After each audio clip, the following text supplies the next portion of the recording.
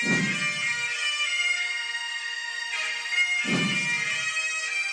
to that piece of lieutenant that's always on his podcast, bash us, him.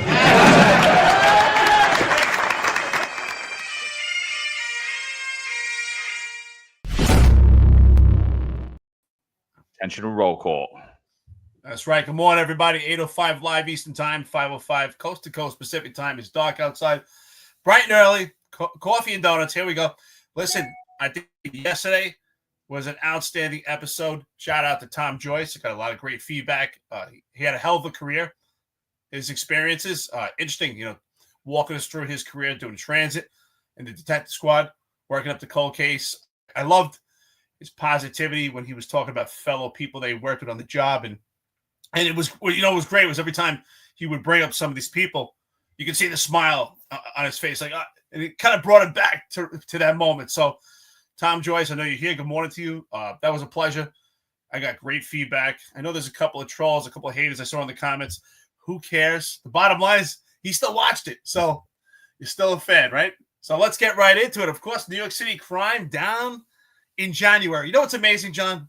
With all this gaslighting, I've never heard in an administration as much as this. I don't even think, going back to Giuliani, of how much we've heard crime is down. Your thoughts? Oh, it's hysterical. And I love them taking credit for things, right? It was freezing in January. It was bitter cold in New York. I actually canceled the trip because it was too cold. I was like, I'm not going. I was like, screw that. I'm like, it's freezing here. I'm not going to New York. I could wait a few months before I have to go there. And so I didn't go. And there was a lot of other factors on why I couldn't go too. But I was like, it's miserable. I have to rearrange my whole schedule, go there while it's freezing. And then they're celebrating. We had 5 days without anybody shot. They said without any shootings, which I don't think is a fair thing to say because there were guns that were fired illegally in the confines of New York City. Just nobody was struck. Nobody happened to be struck by bullets. So they touted having frigid temperatures, below normal temperatures for this time of the year, as a success. And literally, God doesn't like ugly, so they decide to tweet about it. For the first time in 20-something years, we went a 5-day stretch without anyone shot, which I don't even believe is accurate because I saw a posting within that 5-day window where somebody was shot. So I don't know, unless the news messed up, whatever. I don't know that was a totally accurate stat. But the minute that the NYPD tweeted that out and started bragging about it, 2 minutes later, there was a person shot in Brooklyn, and then again, about 7 minutes later.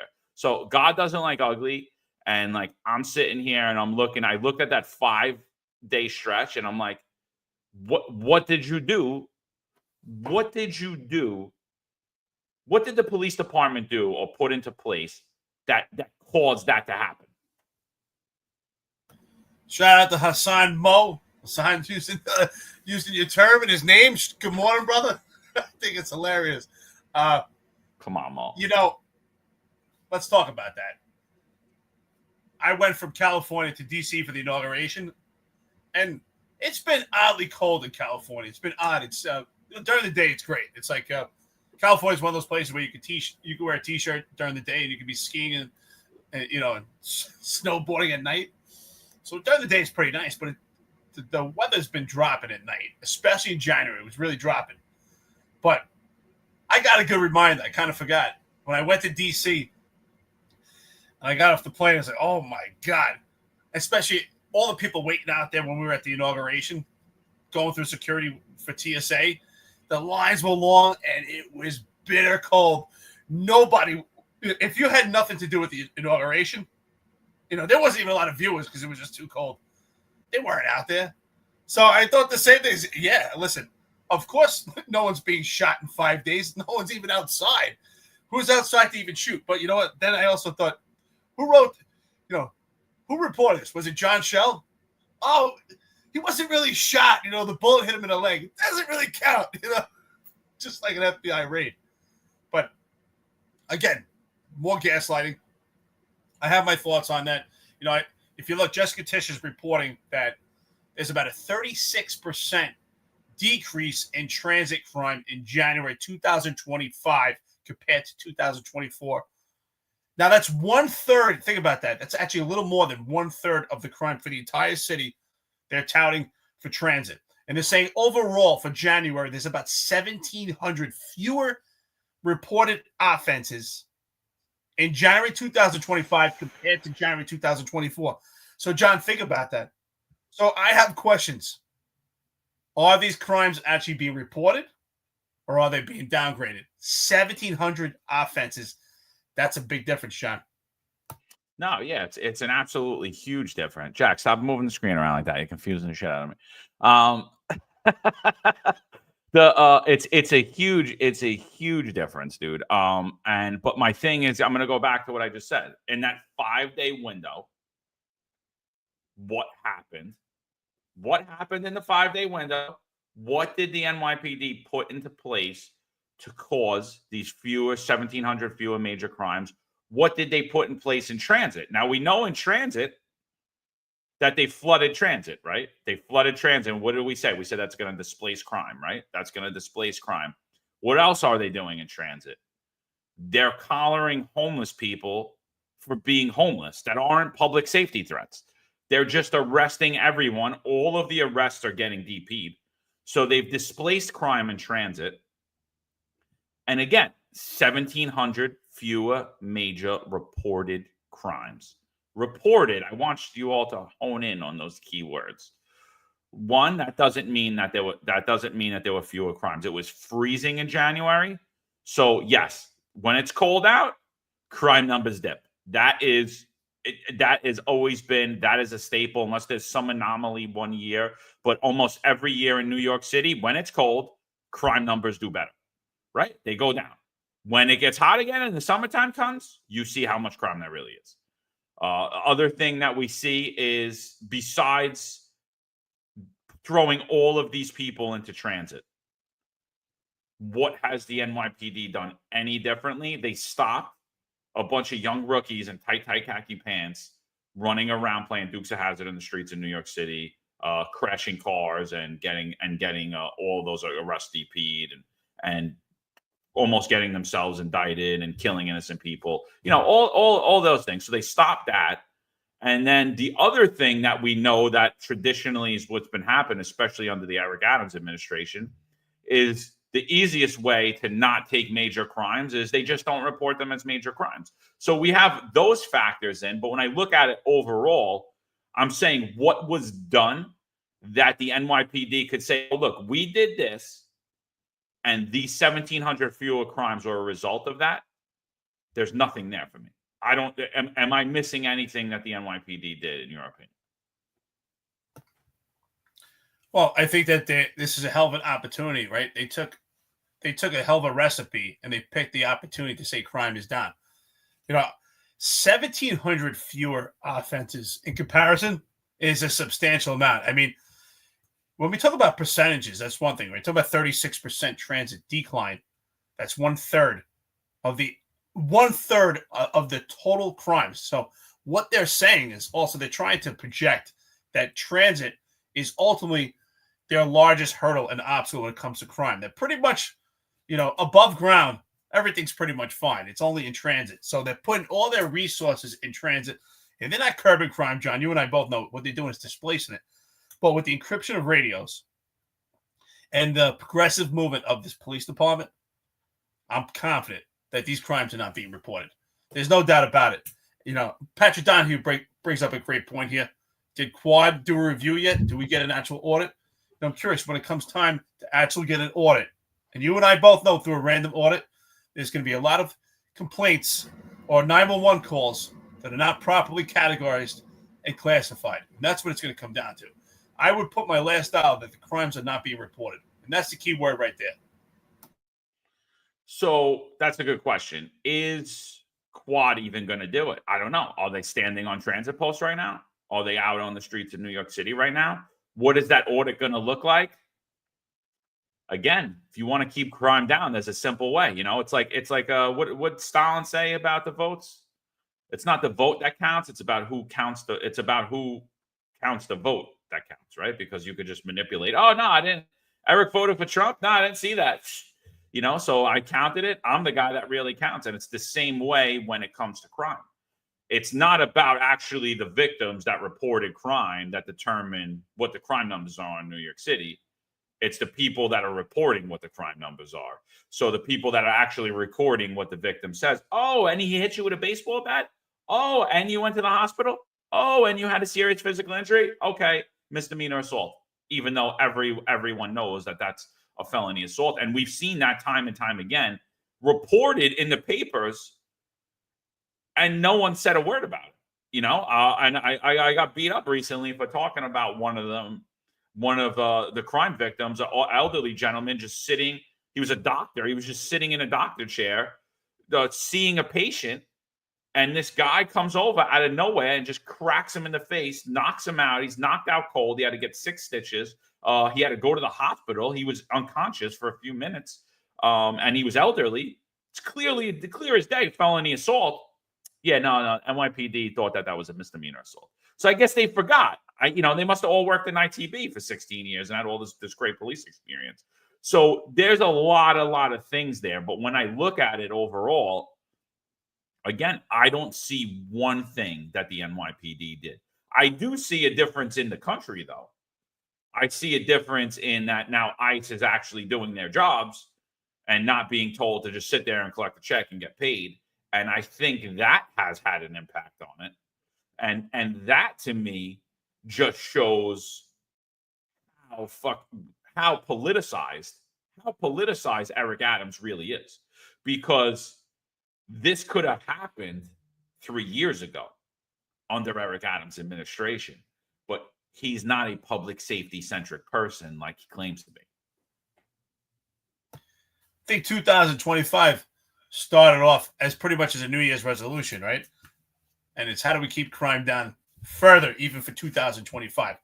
And now we have all the ingredients that have been administered and garnered through Eric Adams' tenure. Just as I said before, we have the encryption of radios. We have put more resources, this crime fighting strategy into transit by putting all resources in there. We're not reporting all the crimes. There's no doubt about it. We have what you're talking about with ICE. There's no doubt about it that ICE is making an impact also by removing some of these illegals. Hopefully they're from Tren de Aragua. And we're actually targeting these gangs, which I think is actually, if we see the press conference recently with these gang members in Brooklyn, I think they're trying to make a correlation with that also. So KB says it right here. If the crime isn't reported or recorded, it never happened. You're absolutely right. Right? If a tree falls in the woods and nobody hears it, then that tree fall. So you're right. If the crime wasn't reported, did it happen? And we have all the ingredients to not report a crime, right? What do we have? We're arresting homeless. Just as John and I spoke about, these potential Q teams that are the police going out there and doing intrusive police work by targeting the actual persons of interest, the subjects that make an impact on crime. But arresting homeless people is actually counterintuitive. And it puts us at odds with the public, and it doesn't do anything for public safety. And it doesn't actually help the homeless either, which is quite interesting because didn't we hear from Eric Adams and other advocates of anti-police rhetoric that we can't arrest ourselves out of every situation? And we removed homeless outreach, and yet we're now arresting the homeless. So right there, you have a cold freezing month. You have encryption of radios. You have removal of illegal military-age males. You have unreported crimes. You have a new police commissioner. To me, this is all the recipe to have 1,700 fewer crimes, who, by the way, says she's data-driven. So maybe she's controlling the data, right? Could be. Well, she's certainly controlling the Internal Affairs Bureau. That's for sure. She's certainly controlling the corruption complaints that are coming in and controlling what's reported and what's not. That's without a doubt. So let's bring up to the stage. This is a New York Post article. New York City crime plunges in January compared to 2024. So major crimes, including murder, assaults, and robberies, plummeted citywide during the first month of the year, according to the NYPD. Overall crime for 7 major categories dropped 16.8% last month compared to January 2024, with 1,700 fewer offenses reported to the police. Mayor Eric Adams delivered the positive news during his budget testimony before the legislature in Albany on Tuesday, where he got absolutely destroyed, by the way. Murders dropped 24% from 33 in January 24 to 25 this January.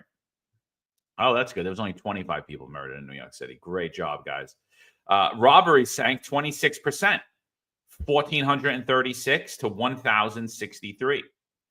Felony assaults decreased 6.9% from 2,130 to 1,983. Burglaries fell 3.7% from 1,100 to 1,059. Grand larceny fell 21.7% from 4,161 to 3,256. Grand larceny auto declined 23% from 1,167 to 898.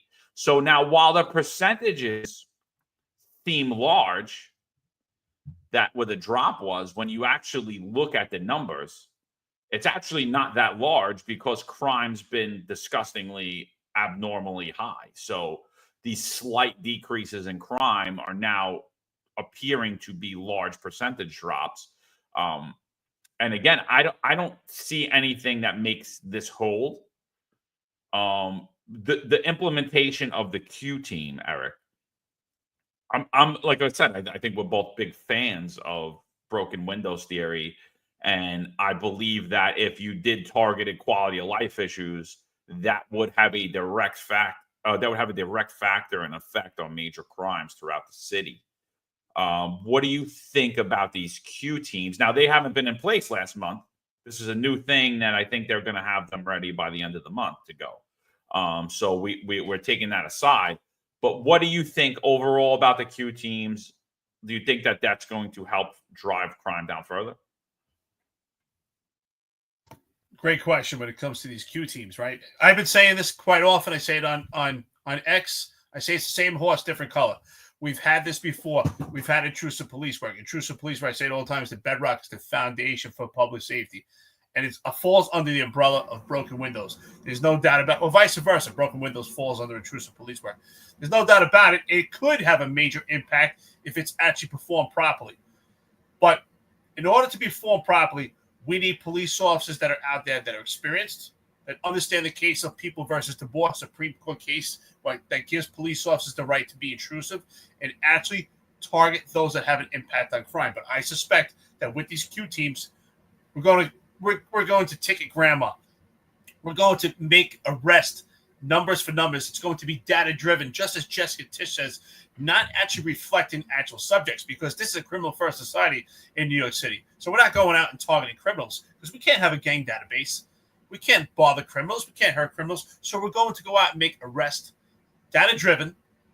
These subjects are not going to have an impact on crime. We're going to arrest people that are not going to provide resistance and reluctance. And what I mean by that, people that are not going to make civilian complaints, people that are not going to make civil lawsuits. Because if you go out there and talk with the proper subjects, which you should, and if you're not getting support from your police department, your unions, your career will get peppered up and you will be on the 50A, and then you'll be the most complaint cop. And to even verify that and solidify that and validate that even more. My phone was blowing up last night because there's a memorandum that was passed on throughout the police department to every chief, for every chief to disseminate to every bureau within the police department. And the memorandum was this. And of course, it's coincidental, right? The timing is amazing. We have the implementation of Q teams, which is going out and doing intrusive police work. And now we have a memorandum that says supervisors will be held accountable to watch body cameras by the end of tour when it's a correlation to a level 3 stop. What is a level 3 stop? It's when you stop someone for reasonable suspicion under the case of People versus DeBoer. And when you do that, you're supposed to perform a stop report. And that stop report is supposed to be reflective of your body camera. So if your body camera is not initiated immediately and properly, your supervisor is responsible to impose discipline. What that memorandum doesn't say is about training and instruction. It says to impose discipline. So now they're putting police officers out to do intrusive police work. And at the second hand, police officers that do not have the experience to do it, because we don't have veteran police officers to do intrusive police work anymore, are going to be held liable and have discipline imposed upon them for not putting their body cameras immediately when they conduct a level 3 stop. What are your thoughts? I mean, so right there, that's setting the cops up for failure, right? They're already telling you that the job's going to come down on you for any little infraction while we want you to jump out and do these quality of life enforcement. And I've done quality enforcement. I've done quality of life enforcement for a long time. I think basically until about 2 years into de Blasio. I think it went hand in hand with doing anti-crime, right? You had to determine who were the groups of kids that were just partaking in the low level quality of life offenses, the drinking, the being loud, the partying, and who were the youth that were directly involved in crime, right? And when I talk about youth, I'm talking early teens all the way up to like 30 something years old. So, and I think what would happen is, we would set up on a group of kids and we watch them and you're like, these kids are just, they're not, there's nothing here, that they're just partying or whatever. But the neighbors are complaining. This one's complaining. All right, what do? You call the conditions team over, right? Guys, come over here, clean this up, scatter them out. Whether they got summonses or they didn't matter. But like that was how you keep crime down, right? And that's how you keep a sense of omnipresence in New York City. Besides the surveillance portion of it, there's also the other portion of it is that there's a group of people smoking marijuana. There's a group of people openly drinking. There's a group of people doing graffiti. Whatever that is, those things occur often and they occur very quickly. And often, if you're doing quality of life enforcement, you're going to have to jump out very quickly to apprehend subjects. Now, I never had to experience turning my body camera on, but I could see that would be secondary to my safety and the safety of everybody being on the street. So when you're telling me that my safety is secondary to you capturing this on video camera because you don't believe me, I'm going to be less apt to actually make those momentary decisions. I'm going to say, we can't get them because we got to turn the body camera on first, and then we got to get them, right? So we're not going to jump out. We're not going to be doing those quick jump outs on people because things are going to happen and you're going to mess up. Situations are very fluid. And just because the kid's spray painting doesn't mean he doesn't have a firearm on his waistband. Doesn't mean he's not going to turn around and pull a knife out on it. Doesn't mean any of those things, So I think you're right, Eric. I think the messaging has been numbers. And we see it down in transit. They're touting the arrests down in transit. But when you look at the arrests down in transit, they're garbage. They're absolute garbage. You're locking up mentally ill homeless people, and they're not being charged because they're not even really committing crimes. And should we enforce? Yeah, we don't want people laying out on the benches. Absolutely, we should. Does that need to be an arrest? I don't think so. If the situation escalates, maybe. But if we were an effective masculine police department, we would do just like we did in the early 2000s, all the way up until about 3-4 years into Bill de Blasio's administration. Do me a favor, get your feet off the bench, and that's it. And then when people seen you come in, they wouldn't put their feet on the bench. And then eventually, people stop putting their feet up on the bench. And like that's what we're saying here is like there needs to be quality arrests. If these conditions teams aren't making quality arrests, or these Q teams, it's garbage. It's a waste. Well, I'm going to make an argument here, right? And some people might push back on it. You might even push back on it yourself, John. I'm not sure. I did intrusive police work with the body cameras, and I can tell you this, that I think we debunked the fact that it's supposed to be a rolling 60 seconds, that every 60 seconds is supposed to be re-recording. And then we're told that it's not recording throughout the day. And I think we debunked that when we found that through the Robert Brooks case. These cameras are going the entire day.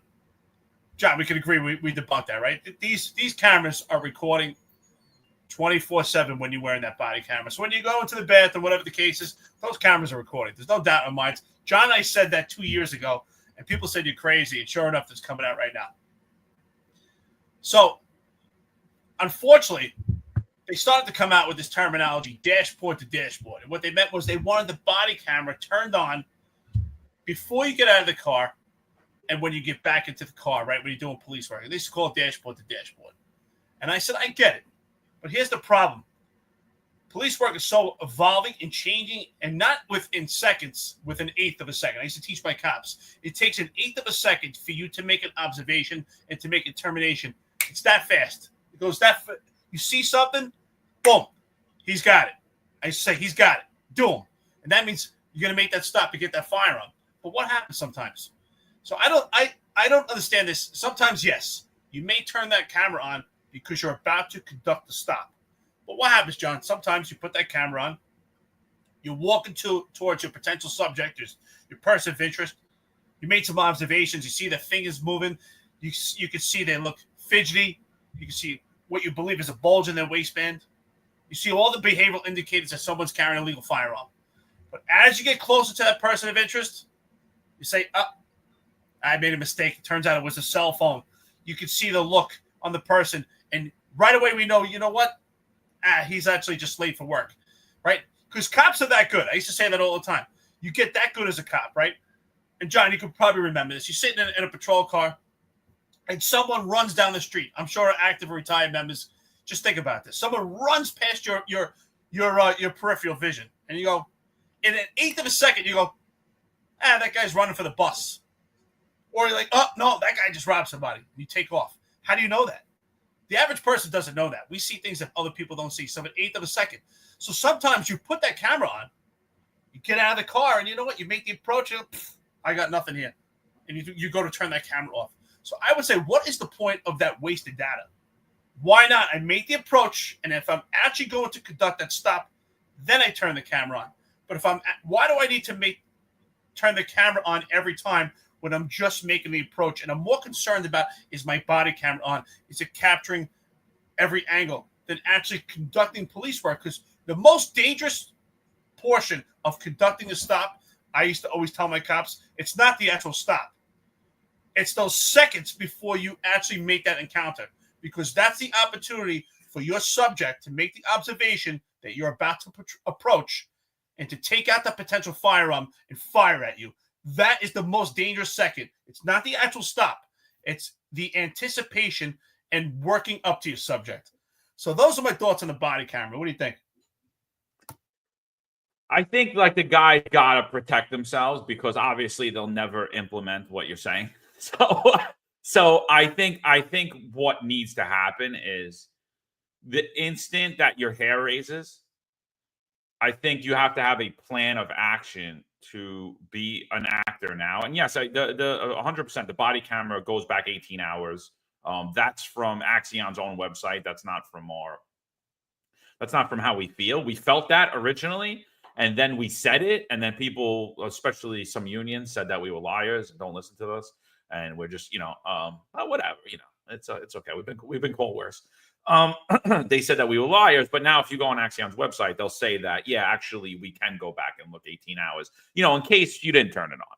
So, which means they could get you in the bathroom, they could get you getting dressed, they could get every conversation you ever had. So, and obviously, if you didn't think so, I mean, how does the camera go back 60 seconds? Doesn't make sense. Never made sense to me. The minute they told me that, I said, oh, so it's recording the whole time. And everyone's like, what are you talking about? I'm like, if it's going back, that means it's recording. How is it only going back 60 seconds? Oh, it only goes back 60 seconds. Right. So it's recording. Right. And conspiracy theorists, liars, all that stuff, go on the website, 18 hours, it records back to. So that's one. So you're always on camera. So my thing is this: have the plan that when your hair gets raised, yo, shut up. Boom, putting the camera on. Well, I was a rookie. This is a good example. I'm a rookie. I'm doing midnights. we're driving. I'm with a kid that has like 6 months less than me, but he's a moron. I think he's a captain now. Complete idiot, right? He's driving. I don't know why I let him drive. And I'm like, yo, slow the car up real quick. It's like 12 o'clock at night. Like we had just turned out. And it was like a weekday. So, it was a weekday. We were in a residential neighborhood. So people sleeping because they're going to work. And there's a kid. There's 2 cars in a driveway, but they're blocked by each other. The kid's in the second car in the driveway, the car that can't get out. So I was like, yo, stop the car 1 second. Why is that kid in that other driveway? And he's like, oh, he just got home. I'm like, the car, how did he pull the car in the driveway? He goes, oh, he's just looking for something. So I was like, yo, just sit here for 1 second. So right in that situation, we didn't have body cameras. But I'm saying right then and there, turn your body camera. Because what happens is now the kid gets out of the car. He goes up to the front door. He takes the key out. And now this guy's going to believe. I'm like, don't leave. Don't leave. Stay right there. Don't leave. Stay. He goes up to he takes his keys out of his pocket. He goes into the door. And he's trying to pretend like he's opening the door. And I'm like, this kid doesn't live here. So I get out of the car. And as soon as I get out of the car, he jumps off the stoop, takes off, and now we're in a foot pursuit. So let's play you have the body camera on now. You're good. Let's play you get caught off guard because you go to investigate, and now you're in a foot pursuit. You're not good. They're gonna hit you. What Eric just said. You're gonna have a problem that you actually were doing your job, but your first priority wasn't putting that camera on. And for me, if I'm putting that camera on, not only am I putting that camera on, I'm narrating what I'm seeing. Because that camera is staring at your dashboard and you're looking at this kid pretending that he lives at this house, fumbling with his keys and going, oh man, kid was good. He didn't fool me, but he was good. And like now, you were doing the right thing. You were partaking in the core mission of public safety, what you were trained and paid to do, not with the moron that was driving the car next to me that thought he was just getting paid to wear his uniform and waste gas for New York City. And then go home, tell his wife he's a hero. Not like that guy. You're sitting in the car. You're doing the job, right? You're solving the patterns. You know what's going on in that neighborhood. And guess what? You're going to get in trouble for it. You brought up some great points, but let's be realistic, right? You have to have an outlet, right? So now we know there's no doubt about it. I always suspected that these cameras were filming on a constant basis, and so did you, John. We both discussed it. We did a whole body one camera episode. But we're human beings, right? I used to ride 3 deep.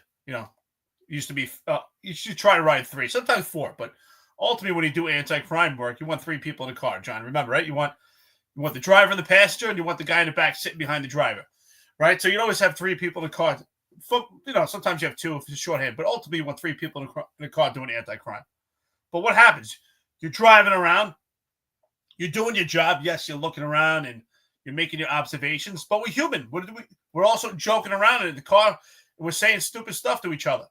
And what does that happen? Sometimes you say, right, because you're going throughout the tour, or you put on some music joking around, right? And boom, you make a quick observation.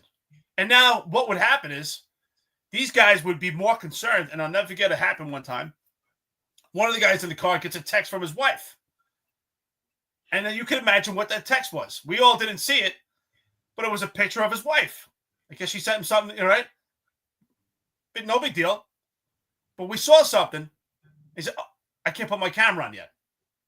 So, knowing now, obviously, it didn't matter, right? But now we have to wait 60 seconds. 60 seconds in the police world is a long time. John, 60 seconds is an eternity. You know it. So what I'm saying, it takes out the humanity, right? You and I talked about the mental health aspects, the correlation. No one's ever did any studies yet on that. I'd like to know about that. But that takes out the humanity. And also takes away from actually doing real police work. Because now we're more concerned about waiting 60 seconds so that we have a body camera that's clear and free and we could actually do our job than actually making the observation on this potential perpetrator that could actually shoot at us. So there's some little nuances, and some people would say, oh, well, he shouldn't be looking at his phone. Who doesn't look at their phone on a job? I don't care where you work. You don't look at your phone for a second. I'm not saying he's on the phone for 20 minutes, but he's looking at his phone real quick. And what's in his phone is his business. but it's not your business. It's on body camera. But you know what? At the same time, I agree with you as far as narrating, John. Maybe that's what prepared us for podcasting. At least for me, I would do the same thing. Once we got the body cameras, it wasn't organic. It wasn't natural anymore. You became an actor. Oh, we're about to make an approach. Look at this bulge on the right side, and we would start narrating. If you see a car, you'd get behind that you thought was stolen. Like, all right, look at the back. You see the back of the car. It's kind of weighted down. It's dirty, right? You see the occupants with their hands out the window. Different things like that. But it's not natural anymore.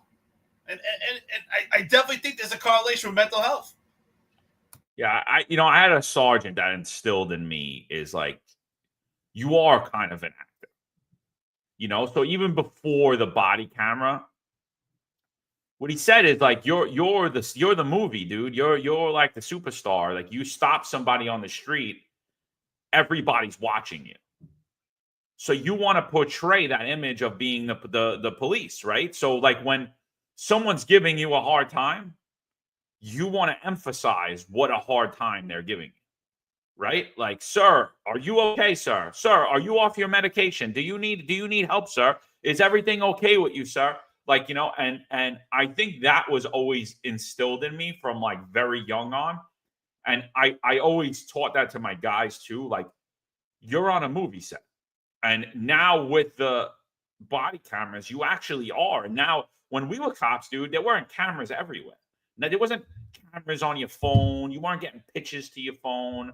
That all happened while we were on the job, So we went from this other life where your phone wasn't attached to your body to now the phone is an integral part of your body and everything's on camera.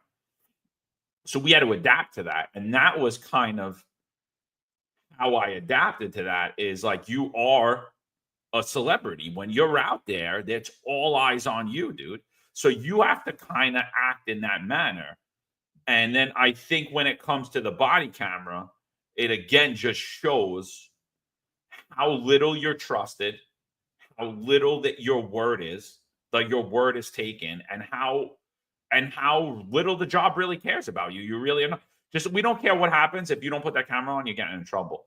We driving down the block one night, I'm doing anti-crime, and a kid gets out of a Lexus, lit up street, but it's like a main street. Gets out of a Lexus. He goes around the passenger side, and I'm just looking. We're just driving up. I'm not even really looking at him. It's like, it was late one night. It was probably like 1 a.m. I think we were doing like a regular straight 6 to 2. Nothing was going on. Cold night. Comes out of the car with a shopping bag. I'm like, whoa, stop the car. In the shopping bag, clear as day, sticking out of a clear shopping bag was a pound of marijuana. Nobody's ever seen a pound of marijuana. It's pretty significant, and we stop him. The kid goes like this. Kid drops the bag, goes, I'm an idiot, turns around, puts his hand behind his back. Lock him up. Whatever. No big deal. He had a couple of priors. No big deal. Go down to the DA the next day. DA's like, that didn't happen. I'm like, that's exactly what happened. She goes, so you were driving, this kid's walking with a shopping bag with a pound of weed in it. I said, yeah. And then you approached him, and he said, I'm an idiot, and turned around and put his hands behind his back. I'm like, yeah, that's exactly what happened. But she didn't believe me. I'm like, listen, you could do whatever you want. Call IAB and tell them you think I'm lying. That's fine. I said, but that's exactly what happened. And that's basically why the body cameras were implemented. It wasn't for your safety. It wasn't to alleviate the complaints. They don't care about you. It was because they think you're a liar. And the problem is there cops that are liars. And that's the problem. And that's why that happened. So now you're there. You're not a liar. You actually want to do your job. You have to do it properly. So you have to start to put these tactics in place that the job's not going to give you. You always have to game plan, right? Eric always talks about that. He game planned with every stupid order that comes out every day. Maybe twice a day, you're going to come down with something that's going to totally change how you operate. You need to be ahead of that. Okay, this is what this is saying. This is what we're going to do. Because you could sit there and say, well, this is stupid. I'm not stopping nobody. It's not happening. If you're really doing your job, You're going to get into that situation, and then you're going to get into the situation where you didn't put your body camera on for whatever reason, and then you're in trouble.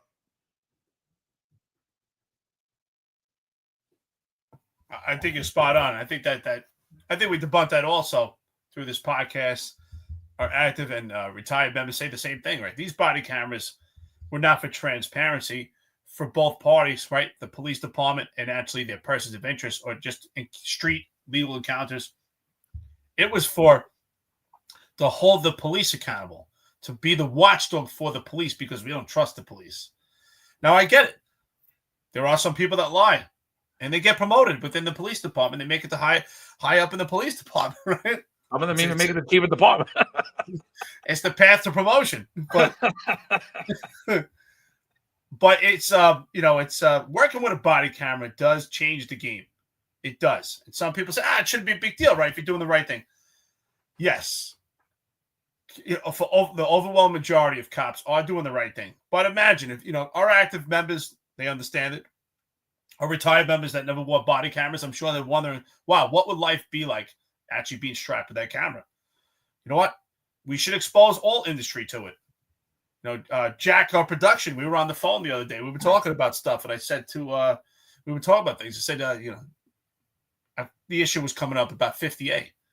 And I said, do you think we should, at this point, strap up body cameras on doctors? And he said, yes. So it's at the point where, because unfortunately, and when we're in what positions or professions that hold someone's lives in their hands, people want to see everything. They don't trust it, right?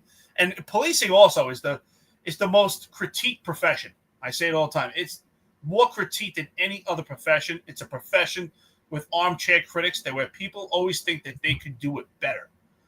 And body cameras is something that has to be properly utilized also, because what people don't understand, and this is something else that, John, you and I spoke about, is that the body cameras tell a one-dimensional story, right? Sometimes that body camera is faced on a particular direction. It doesn't have a 360 view. It doesn't have an aerial view. There's a lot of things going on at a police incident. I always say, right, it's not, if you have one subject there, it's not one person you deal with.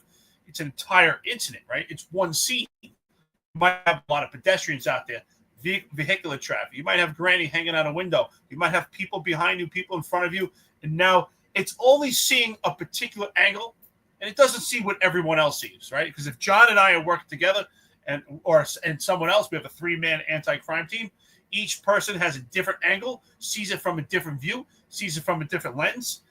So body cameras, I believe, are not completely organic. Sometimes can be artificial. And that's why it also leads, if you think about it, it actually will lead to more issues of integrity because, John, you and I spoke about this with Marlon Marachi, IA guy from LA.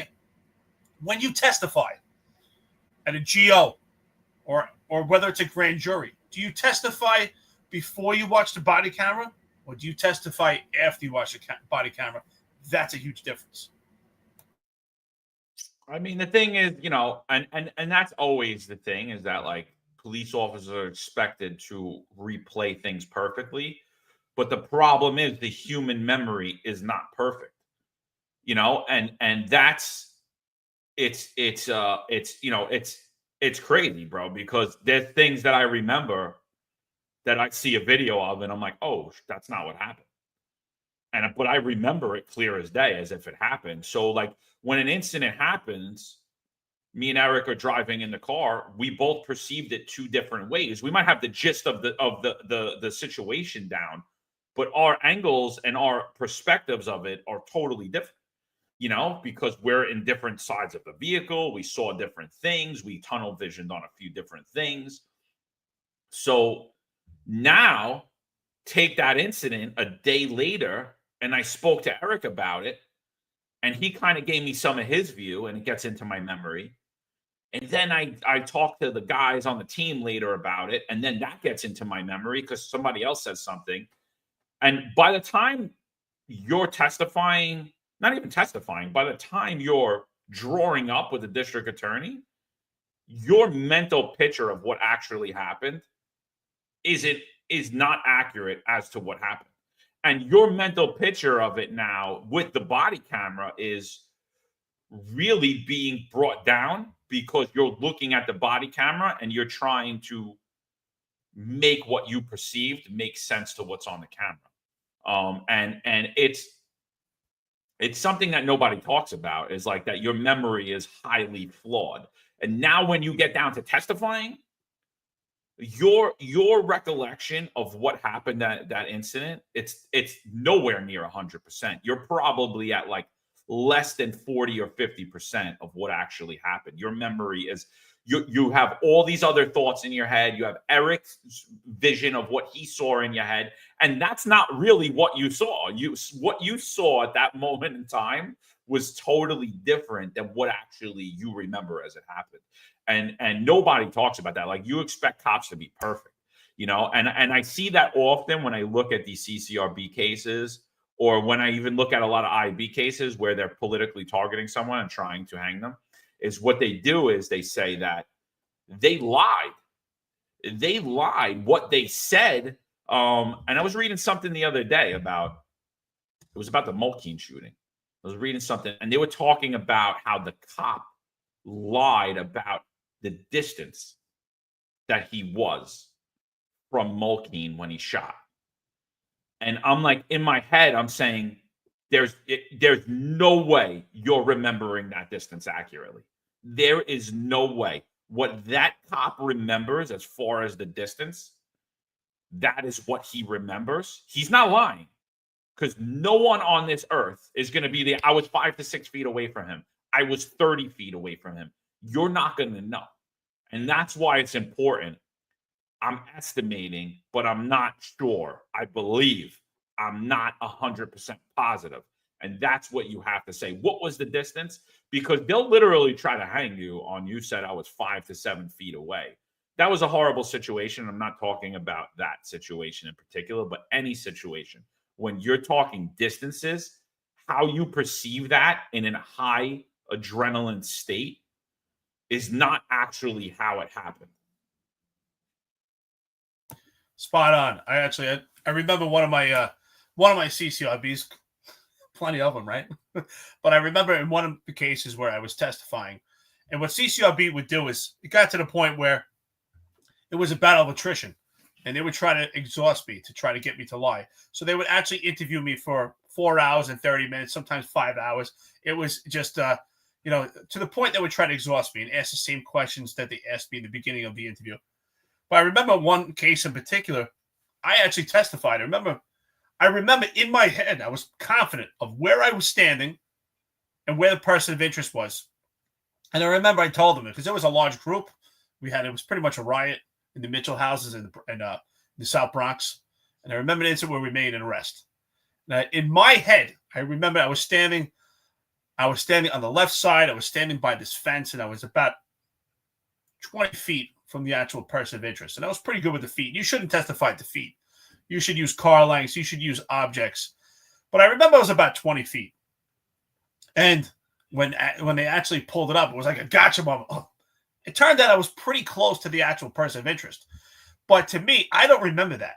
And going back, and the reason why, and I'll never forget, is because we had pretty much a mini riot that broke out. And it happened quite often in housing. Anybody that worked in housing knows when you make an arrest, you talk about people deal with protest every day. If you work in housing, you get quite comfortable. You have mini riots quite often. When you make an arrest, you have to get in and get out, because people live there. People live there. And when someone makes an arrest, a lot of times it's just onlookers and observations, but sometimes people in the crowd, they get ignited and things get hot and heavy pretty quick. But I remember, and the reason why I thought I was 20 feet away, because we were actually making an arrest, but because we started getting a large crowd, my eyes were focused, and you could see I was canvassing, starting to analyze what my potential obstacles were. What were the issues we were facing, right? While we're getting more manpower there, calling a 1085 to help us out, but looking around at what's going on. And because I was looking around, and my police officers, they had the subject under control, that I was looking around.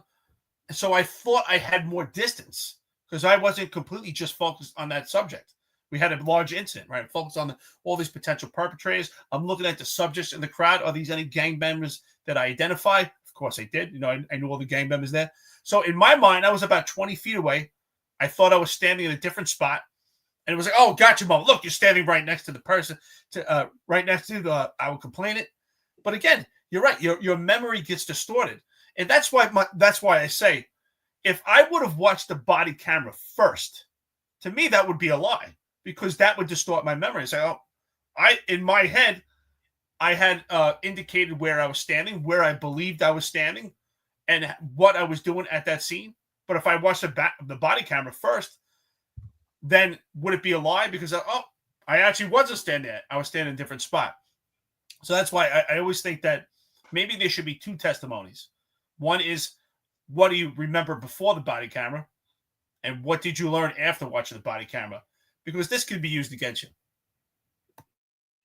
Unfortunately, like, the thing with police work is like that you're going to be held to an impossible standard.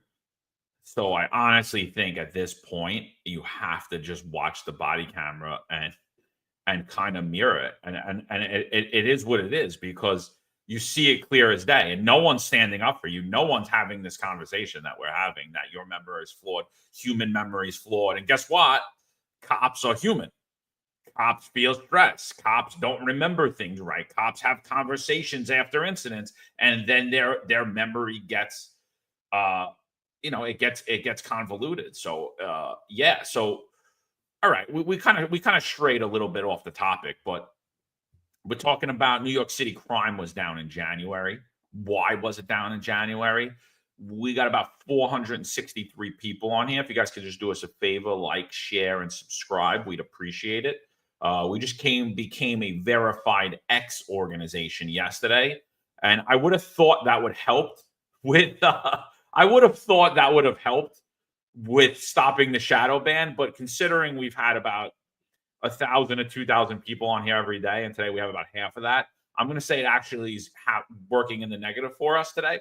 So, so yeah, so much for being a verified X organization. But all right, so crime's down in January, and we're exploring why was it down in January. So let's go a little further into this article that the New York Post put out. So, reported rapes buck the trend, jumping an alarming 40% from 106 to 149 in the past month. City officials claim the anomaly is due to a new state law that went into effect in September. So this one really annoys me, and it really just shows how dumb our elected officials are, and how dumb the people who lead the New York City Police Department are. Because so what the new state law did was it removed criminal sexual act, which is if a man forced sex into anywhere else, right? Namely, an anus, right? So if you were raped, sodomized, it's no longer considered a criminal sexual act, that it falls into rape. So like, oh yeah, that's only up because of that. And I'm like, well, it's still happening. It's still up. What are you talking about? It should have always been counted in the rapes. It's not an anomaly. The anomaly is, why is rape up? Why does rape continue to rise? I mean, and this is happening again during the colder months. So, I mean, to me, that's a disgusting state.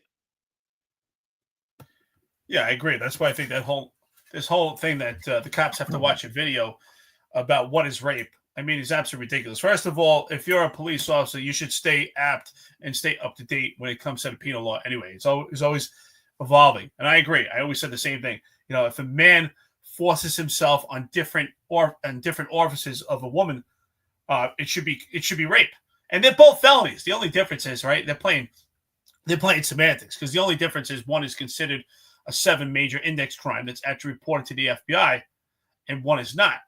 So I'm curious if they'll actually manipulate these numbers to actually downgrade them to criminal sexual act. But again, and also if a man, I haven't read it yet, but if a man forces himself upon another man, that was also considered criminal sexual act. But these should be reported as rape, absolutely, and that should be ultimately the discussion is what is the root cause of these rapes, and is there anything the police department can do to prevent a rape? And I always said it's kind of tough when you talk about these date rapes, things like that. Those are kind of tough to suppress. But stranger rapes, things like that we could actually have an impact by doing intrusive police work. So yes, if when we're going back, reflecting when we talk about these Q teams, which same horse, different color, we used to call conditions teams. When police officers are doing conditions, usually it's early on in their career.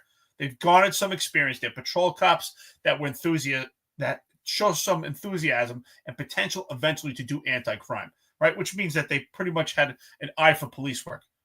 And they're going out there and they're interacting subjects and persons of interest on a constant basis. Those interactions do lead to, I believe they do lead to deterring crime in a particular precinct or different part of the city. Now they want to call them zones, which is the same thing we've always reported before. So potentially those interactions could stop potential sex offenders.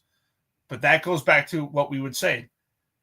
Are these Q teams going to target the appropriate subjects that actually have an impact on crime? So that's what we need to talk about, is not just say crime is down, but if crime is down, why? And when it comes to the police department, you can't have it both ways. Because what did we hear last summer, John? Last summer, Eric Adams said that we can anticipate crime would be on a rise because of the weather, because it's hot outside. It brings people outside. Now they have barbecues, right? Gatherings do lead to potential violence. So we can't have it both ways. So let's say the same thing for January. Extreme frigid temperatures lead to people staying inside, right? People do harbor at home at this point, and we do get less crime outside, which is reflective also of a crime reduction. So you can't have it both ways. Yeah, and listen, the weather could be a factor, right? The weather could be a factor. You could say, well, it was freezing outside, but this is what we did on top of that. But they're not telling you anything they did other than they went down in transit and they arrested people that all of the arrests were DP'd, and they arrested people that really potentially could have been public safety threats, but weren't active public safety threats. And that's why these cases aren't getting drawn up. Patrick Donahue says it here. The ominous phrase reported rapes or reported crime leads me to believe that one police plaza knows crime is still prevalent. But the legal disclaimer of reported gives wiggle room to promote crime is down. And then Popeye Dammit says, when they say crime is down, they mean at 1 pp. Yeah, DAP isn't happening anymore in the chief of department. So, well, that we know of, right? We don't know that it's not happening anymore. Could still be happening. And yeah, so I agree with you. Like, there's nothing here. So let's go further. Overall, 8,433 major crimes were reported last month compared to 10,133 in January 24, the police stats show. The numbers for this January were similar to that month in 2020 when 8,000. Oh, so now we're going back to, now we could count 2020. I thought we had to remove those, Eric. What happened? I thought we had to remove the pandemic years. Wait, we're going back now. The pandemic years are back now, Eric. Only for this month, though. She's data driven. Don't look at it overall. Just look at it now. We could count the pandemic years only on the month-to-month basis. Okay, I got it. All right, ready? The numbers for this January were similar to that month in 2020 when 8,437 major category crimes were tallied, but still higher in 2019, which saw 7,215 according to NYPD data. Transit crimes last month also plunged 36.4% from 231 in 2024 to 147 last month, and major incidents in public housing developments fell 14.5% from 497 to 425, according to NYPD data. So that's significant, that whole thing right there, because The only thing that has changed in the police department is that they have flooded transit. So you could correlate the drop in transit with the flooding of transit, but they've done literally nothing when it comes to housing or street patrol to account for the drop in crime.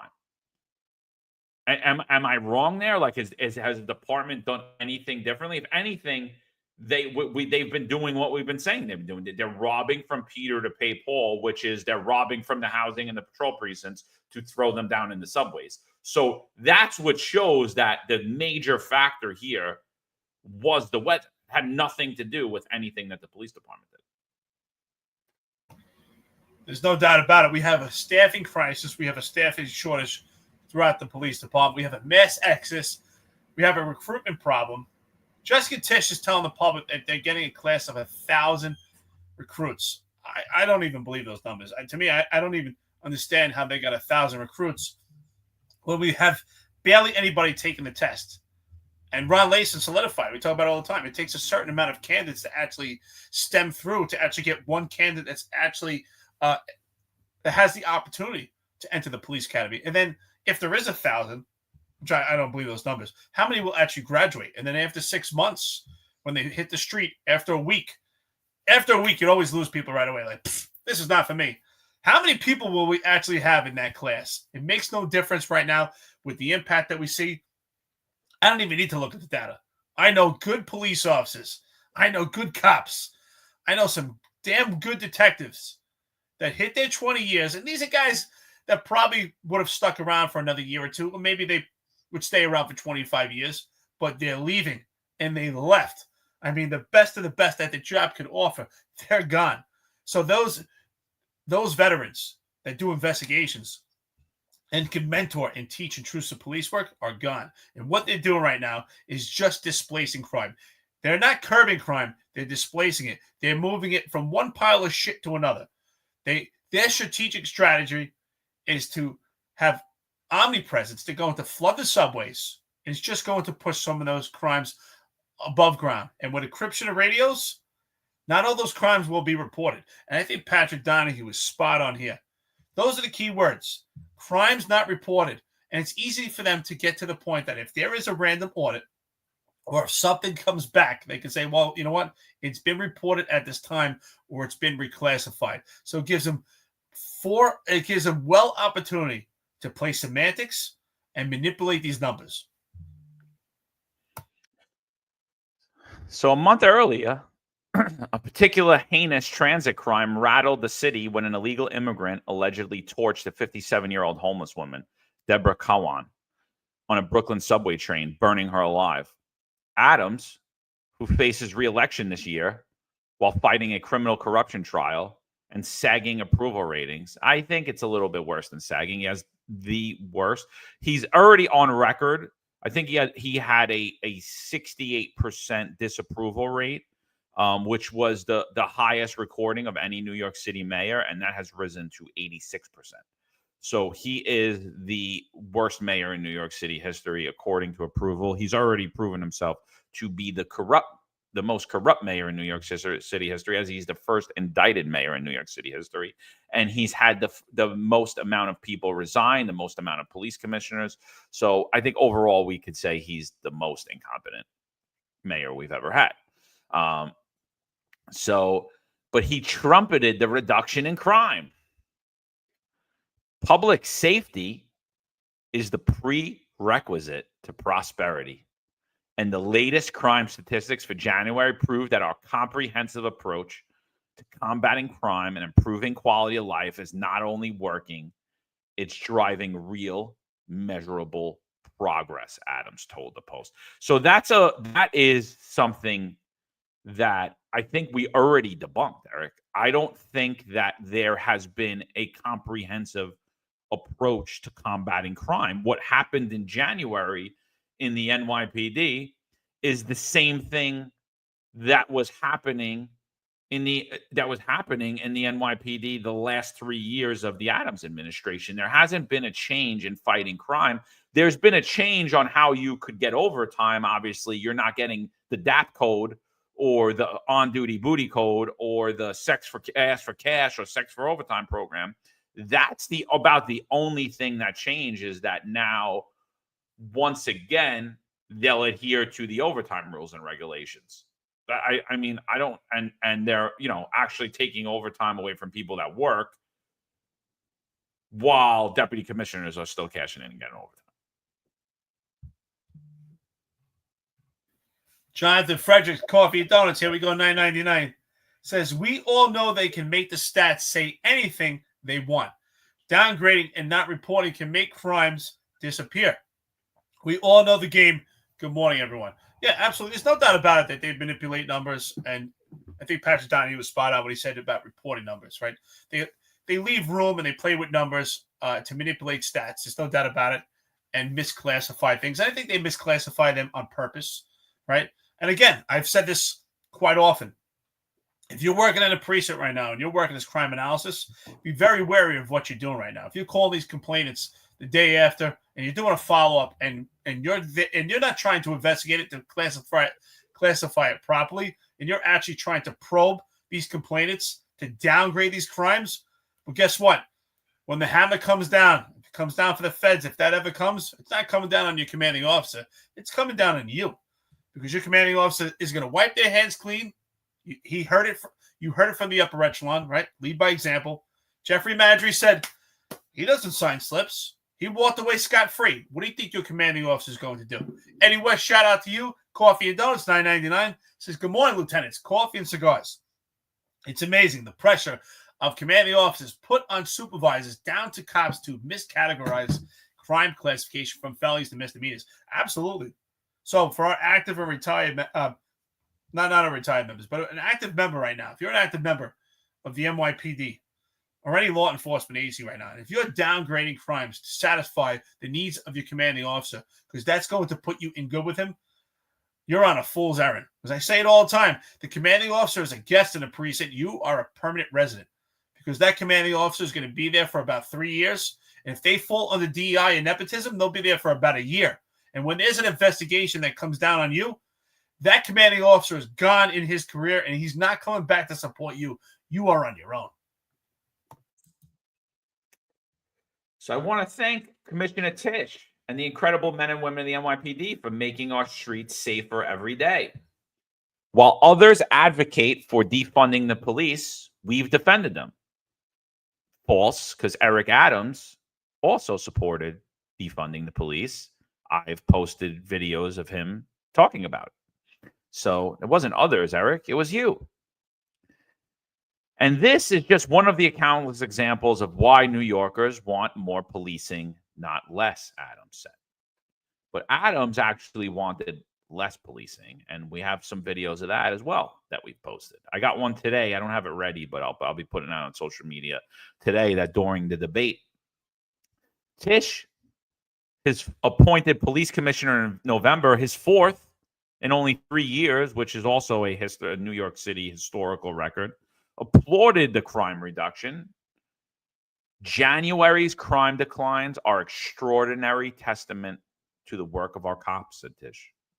Every day, we are analyzing crime numbers and optimizing our deployments to put cops in zones that need them. That's starting to deliver real results, and New Yorkers could expect more of that data-driven policing to come. So now it's data-driven policing. Remember, it was like, what was it? What were they calling it for a while? They were calling it something totally different. It wasn't data-driven. It was a targeted police work. It was targeted, but now it's data-driven, Eric. But precision policing. Precision policing. But what actually did we do in January? Absolutely nothing. Thank goodness Al Gore was wrong. That's all I got to say. Thank goodness Al Gore was wrong, and January was one of the coldest months on record. So much for global warming, huh? Listen, there's no doubt about it. Jessica tongue twister right there. Jessica Tisch is data driven. She knows how to play with the data far more than Michael Kemper. We used to talk about how Michael Kemper used to distort the camera, but he distort the numbers, and he did it through a sales pitch, which was pretty impressive. But Jessica Tisch who created most of the data software that's utilized for the NYPD, surely knows how to manipulate the numbers, right? She was commissioner for ITB. She's pretty much the modern creator for most of the technology in the NYPD, so she knows how to manipulate the data. And you can manipulate data at any time. Statistics can always be manipulated. That's another tongue twister. VSS Ventura's, here we go, $20 coffee and donuts. If the amount of time and effort spent on downgrading, hiding, and misrepresenting crime was used to simply report crime as is policing, would ebb and flow proper agendas create this mess, and it's time for Doge-style audit. Yeah, absolutely. I mean, but again, when it comes to statistics, you can manipulate them anytime. That's what they do with ComStat. They'll talk about trends. They'll use specific time frames to make comparisons. Crimes will not be reported. It's very convenient that they pick this 5-day window. And of course, they're not going to mention the fact that it's frigid extreme temperatures. That is not the norm of what's going on right now. And that does have an impact on crime. And you'll see sometimes, and I'm sure they're not going to explain it, you'll see a correlation that in times of extreme temperature where people are harboring at home, you'll have more domestic incidences. I'm sure during COVID, and I saw it myself during COVID, we had far more crimes inside, domestic type crimes. Crimes do play a part with environment, just as Eric Adams said. In the summer months, you have to expect more people will be outside, which is why we have to evolve with our environment and take different crime strategies. We have to be even more intrusive in the summer. So again, they're playing hypocrisy, and they don't want to mention the fact that the weather did have a major impact and effect on crime in New York City.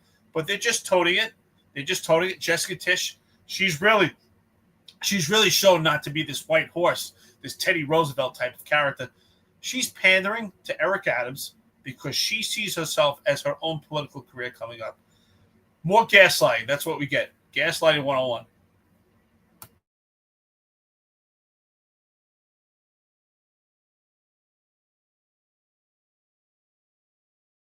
Sorry, I muted myself. I was getting a video ready. But did you see this report that came out that a lot of the stops in New York City are no good? Like that, the thing about Eric Adams is like he's slick, man. He's very slick in what he says and how he says things.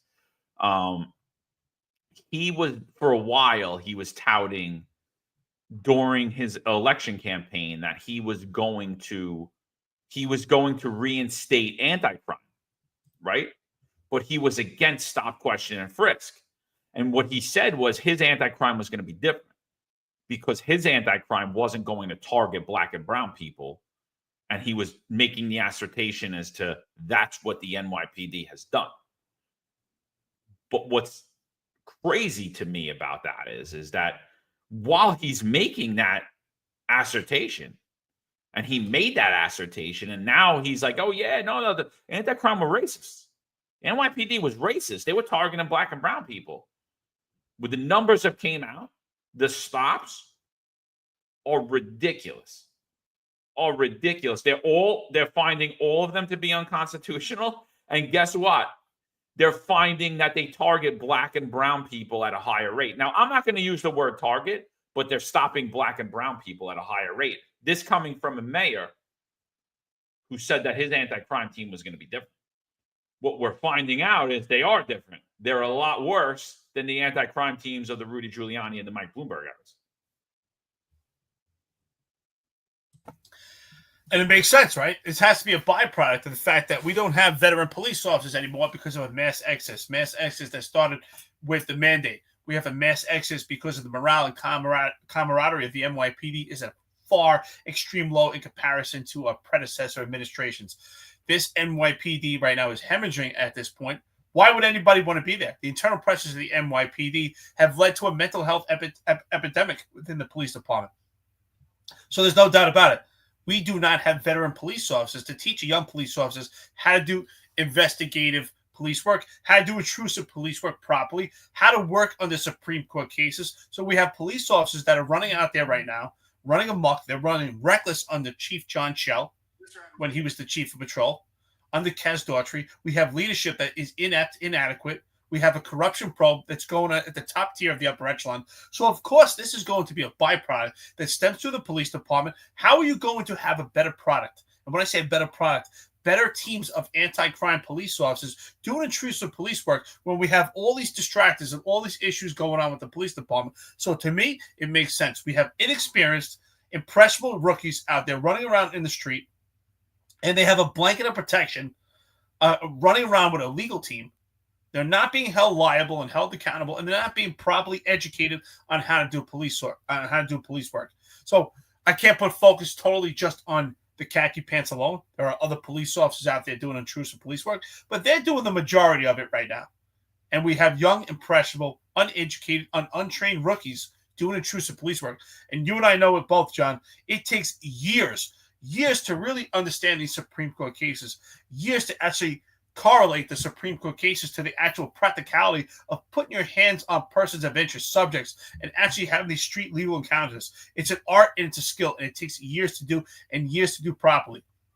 So I think that it makes sense. There's no doubt in my mind that the numbers would be worse. And it also correlates to the fact that the stops are being conducted in areas that have a high propensity for violence and high crime areas, because that's where I will say the NYPD does deploy their personnel in administrations prior and administration now to where the issues are. And unfortunately, the issues in the high crime areas happen to be black and brown neighborhoods in comparison to their counterparts. So that's where the stops are going to be conducted, but they're not being conducted properly.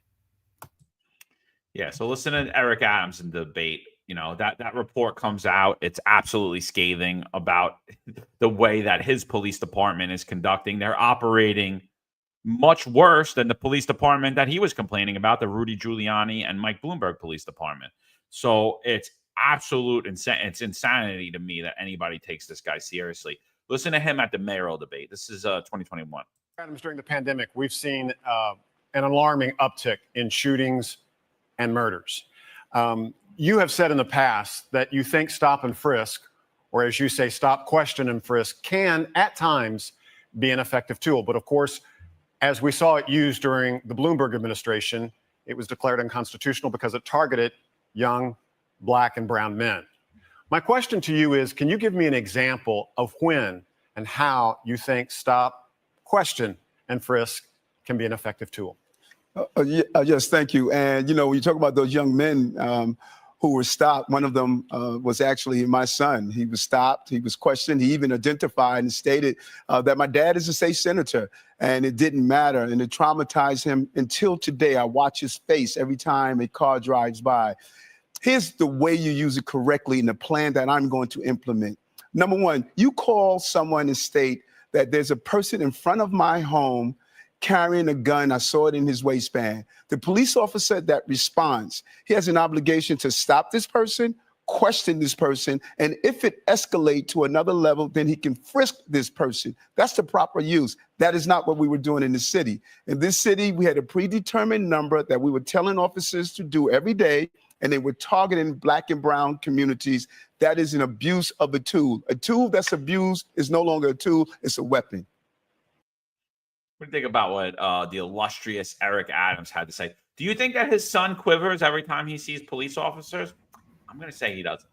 First of all, he doesn't even know Supreme Court cases himself, because if you have a 911 call and there's a person identifying a subject and says that person has a firearm, guess what? They're getting immediately frisked. So what is he talking about? That we need to build up to a potential frisk? So he doesn't even know what he's talking about. Of course, he never did any police work, so he doesn't even operate properly. If you were out there with Eric Adams, you just got killed today. That's the bottom line. If you were on patrol with Eric Adams, you just lost your life.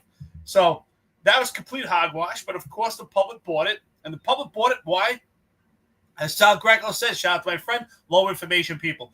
And unfortunately, voter apathy. How many people actually went out and voted in that election? About 400,000 people voted in the primary. That is absolutely ridiculous. Those numbers are so minuscule. And that's how Eric Adams became the mayor of New York City. You know, it's funny. He has the same stupid smile on his face that he has right now. The only difference is there he was pre-MAGA. Now he's blue MAGA.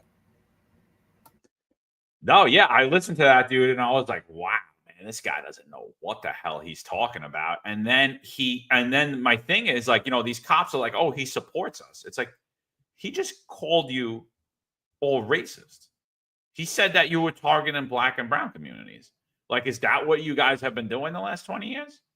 Because that's what he just said. So if he supports you, if you say that he supports you, that's who he is. That's his support of you, telling everyone that you guys are racist.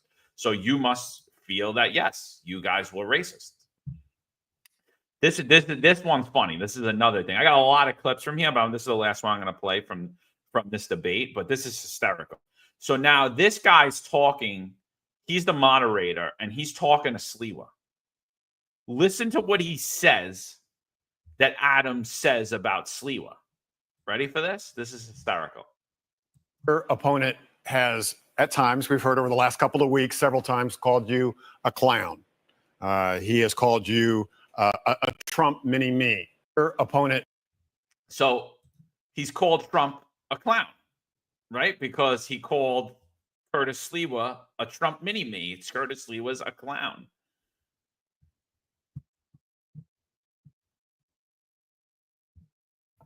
You putting it up? I didn't play? Nah. Oh, I'm sorry. I thought I'd play it.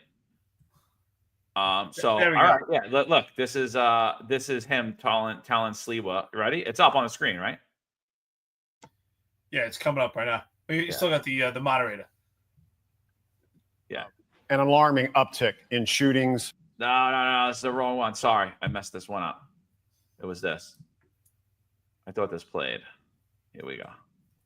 Your opponent has, at times, we've heard over the last couple of weeks, several times called you a clown. He has called you a Trump mini-me. Your opponent. So you heard that? He's called him a Trump mini-me.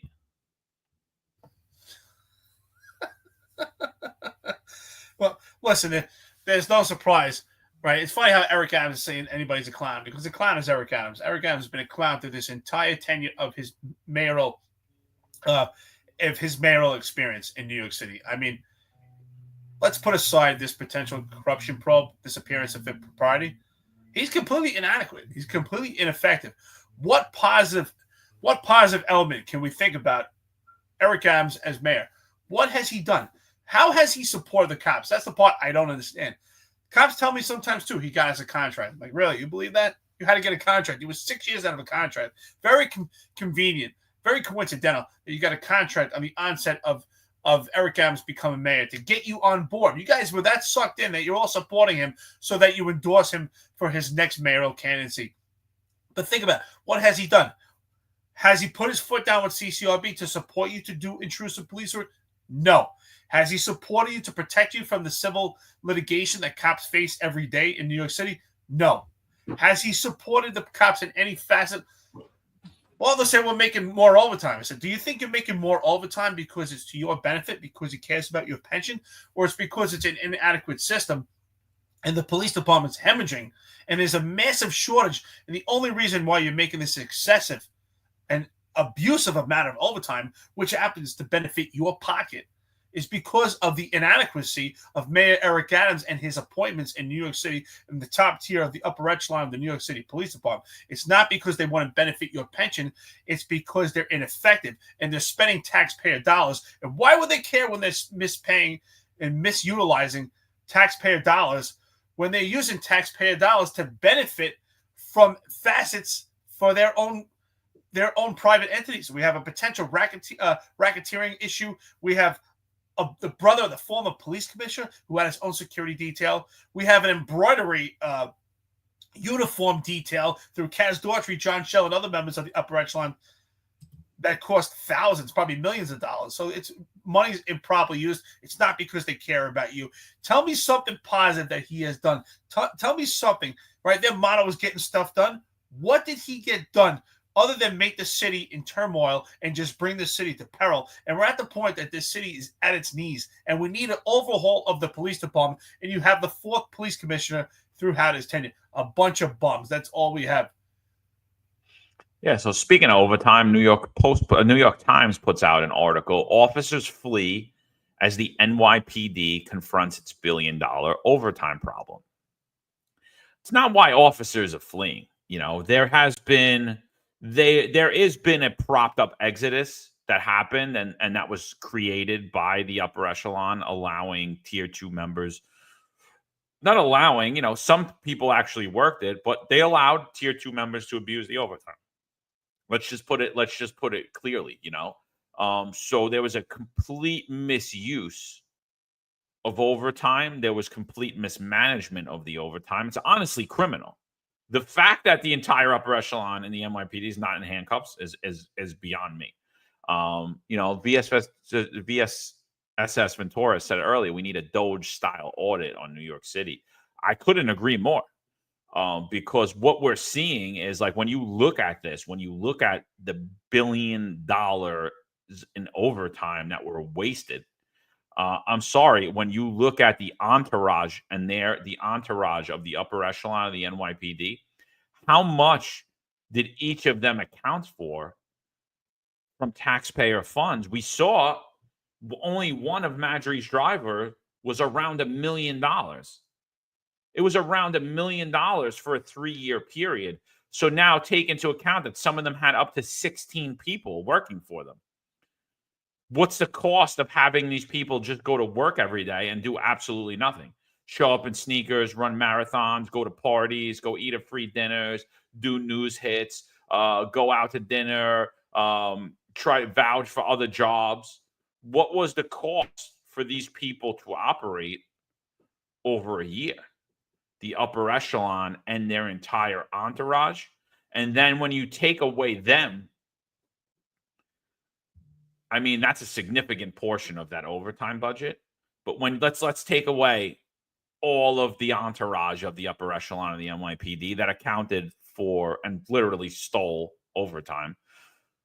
When you take away them now, and now when you look at how overtime was distributed throughout the rank and file, the people who actually are doing the job, who are getting overtime to do what the NYPD is asking them to do, go stand on transit posts, have first grade homicide detectives on transit posts with 30 years on the job. Definitely not an effective way of spending overtime as opposed to them working on a homicide.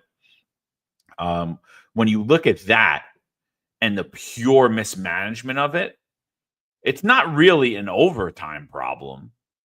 It's not why officers are fleeing.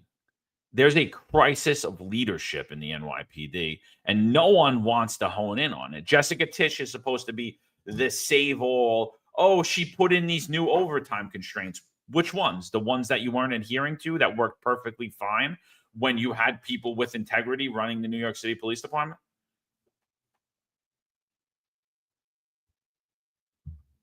It's like saying, you know what? People are supposed to stop at the red light.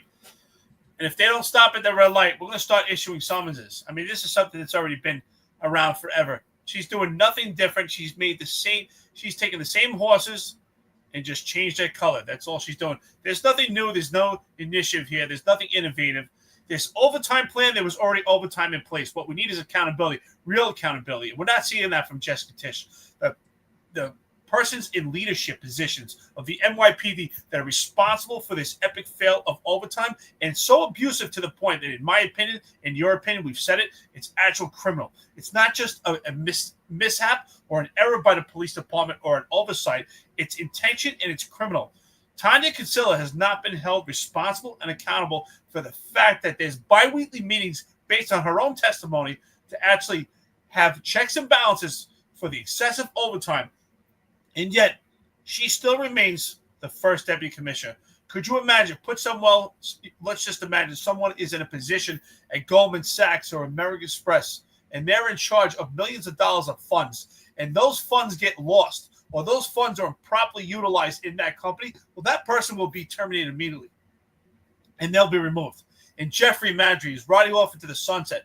He was never held accountable. In my opinion, I'm sure he's probably going to get 3/4 if he's not gotten it already. He'll get a 3/4 disability, a full pension. The only thing he faced was some embarrassment, and the only reason he went up there with a press conference with his attorney was not because he was preparing for discipline from the police department, was he was protecting himself from criminal liability, because those allegations by Epps are so significant and they're so descriptive. Why didn't the police department take a report for a potential rape. Now, I don't know if Epps is telling the truth or not when it comes to those, when it comes to potential rape.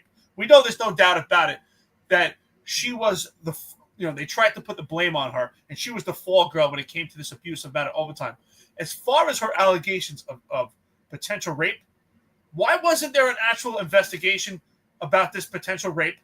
Criminal sexual act, which she was alleging, right? Penis to anus. That's what she was alleging, is now a rape, according to the police department. So why is she not being investigated? I'm sorry. Why is Jeffrey Madry not being investigated? And why is she not being protected as a potential rape victim in this case when, according to them, there's a new video, rape is rape. But again, there's no accountability for the police department. So what they did is move furniture and musical chairs and move people around, and they're not actually holding anyone accountable. It's just a complete mirage. That's all it is. It's a mirage, and it's just a game, and they're playing the game on everyone else. We talk about gaslighting. That's exactly what it is. Well, so the law says that it can't be consensual when you're having an in-work relationship with your boss. So it's not consensual. Jeffrey Madry admitted that they were having a consensual sex relationship. So the crime happened. It's nothing for me to believe or not believe. I'm going to believe what he said in front of his lawyer. But yeah, we had a consensual sexual relationship. Okay, well, guess what? You actually can't consent. She actually couldn't consent. The fact that you controlled her assignment, her overtime, her everything. You were the highest ranking member of the department. So, there's nothing not to believe there. It's absolutely disgusting what happened and what occurred, and the fact that he's allowed to retire and see you later, and we're not going to get charges, and all his little underlings that are leaving, and there's tons of retirements that are continuing to happening every day. Upwards of 20 a day at this point. So it's going to be significant. This month's numbers are going to be pretty significant as opposed to the numbers every month for the last 3 years that are already significant. So, and it's not just because of the January class, like Jessica Tisch has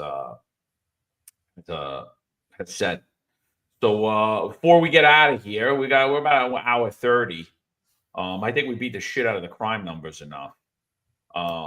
A lot of talk about what's going on nationally with diversity, equity, inclusion, and how federally it's being pulled down. This girl puts out a post yesterday. I don't know who she is. This is obvious satire, by the way. I don't think she believes that what she's saying. You probably guys aren't going to be able to read it, but she said she tweeted this: diversity standards among command staff at police departments and in our military certainly have improved morale and principles across the board. They are so successful, in fact, that I think that the NBA and the NFL should adhere to these standards. Start hiring people based on race and gender rather than competence, integrity, and experience. And that, to me, ultimately, she kind of sums up the diversity, equity, and inclusion model. Do you believe that the NYPD's diversity, equity, and inclusion bureau should be removed and should go back to equal opportunity? Yeah, there's no doubt about it. I think that we debunked it when we did our watch party of Tanya Meisenholder, former commissioner for the police department, where she refers to white males in the police department as milk draggers. All we've seen with DEI is not just about being inclusive. Now, I understand if their intentions were for good to make people inclusive, but what they did was actually make people exclusive, right? Because they cut discrimination with more discrimination. They're saying that this particular group of people, right, that maybe, or they're short or whatever their gender or different issues that they're trying, the 30 for 30, right? Let's get 30% of females by 2030.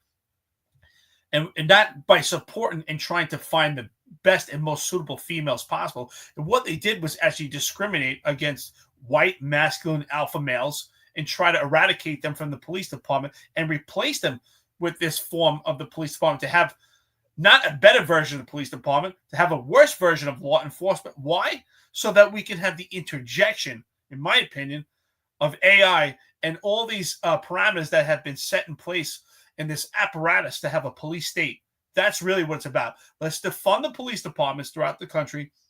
Let's defund law enforcement. Let's make this DEI inclusion that actually eradicates from the police department, makes it a horrible version that actually can't police this nation. And then, you know what? We'll step in with AI. We'll have robots policing the streets. We'll have a complete police state. And that's what we're headed to. And just have a complete takeover. And that's what DEI does. Let's cut discrimination with discrimination. I think if you look at morale overall, you look at performance, you look at integrity issues, when you look at the Institute of the Equity and Inclusion Bureau inside of the New York City Police Department, and you look at the amount of scandals that have arisen since that time, and then when you look at the amount of people that have left since that time, there's a clear correlation with those principles, and they've done nothing to improve the NYPD, and they've done a lot to diminish the NYPD's standing in law enforcement across the nation and across the world. So I think, it's insane to hold on to this. Listen to what Eric Adams' good friend Stephen A. Smith implies about if you don't believe in DEI. Because when you handle it the way that the Trump administration is handling it, we want the most qualified, we want the smartest, we want this, we want that. What you're really saying is we want white dominance again. That's what you're really saying. You want white dominance. Because if you're pointing to DEI, and that's usually pointed towards quote unquote unqualified minorities, because you're always using the word qualified, as if everybody that got a position through DEI is not qualified. We know what you're implying. We know what you're insinuating. And you got folks in the administration, and Pete Hegseth, oh my God, the nerve of him to just join into the fray and give his quote about making sure qualified people have these jobs. You're the defense secretary, whose only job prior to this was as a weekend host on Fox News. Because when you handle it the way that the Trump... What do you got to say to Stephen A. Smith, bro? If you don't believe in DEI, you're a racist. First of all, Stephen Smith is an asshole because he tried to narrate sometimes about he was trying to narrate and trying to give his observation on some stuff he saw in the UFC, and Joe Rogan debunked him right away. So this guy has no idea what he's talking about. This guy was never a fighter, so he needs to stay in his own arena. He has no idea what he's talking about. Is absolutely ridiculous that he's interjecting racism in this conversation. That you're right, DEI is not effective. So it's okay to be inclusive, to include black and brown, include different genders, because we need them to fulfill this type of quota. But somehow, if we're saying, that to me, it's completely racist against white people. If Trump says we need qualified personnel, that you assume that he means white personnel by saying qualified. He didn't say we need white. He didn't say we need black. He just said qualified. So Stephen Smith, if you're anything, you know what you're telling me? What he's telling me, John? Stephen Smith is saying that he thinks black people are not qualified. He's the one that's racist towards his own people. He's saying that minorities are not qualified because Trump is saying we need people that are qualified. And those people could be black, they could be brown, they could be transgender, they could be whatever the case is. They could be white, just qualified. But what Stephen Smith is saying that only qualified people are white people. So he's the one that's racist. Well, I mean, what he's basically saying is he's actually saying exactly what that girl was making fun of. He was saying that we should hire people based on race and gender rather than competence, integrity, and experience. And, if you're the one that say we need to hire the best person for the job, that's racist. I'm sorry, if I'm going in for brain surgery, I want the best person for the job. If I'm getting on a plane, I want the best person for the job. If I'm calling 911, I want the person that meets the qualifications. I don't want the Asian women because the police department felt the 4'2" Asian women that's 60 pounds soaking wet that doesn't speak a lick of English showing up to my 911 call when I'm getting my assaulted by 50 different men, right? And I don't want that person responding that the NYPD felt it was so necessary to get Asian women who traditionally don't want to be police officers to take the test and become cops. I'm not seeing the correlation here where we should lower standards to meet diversity goals. It makes no sense to me. And when I ultimately sit there on the diversity, Stephen A. Smith is the racist.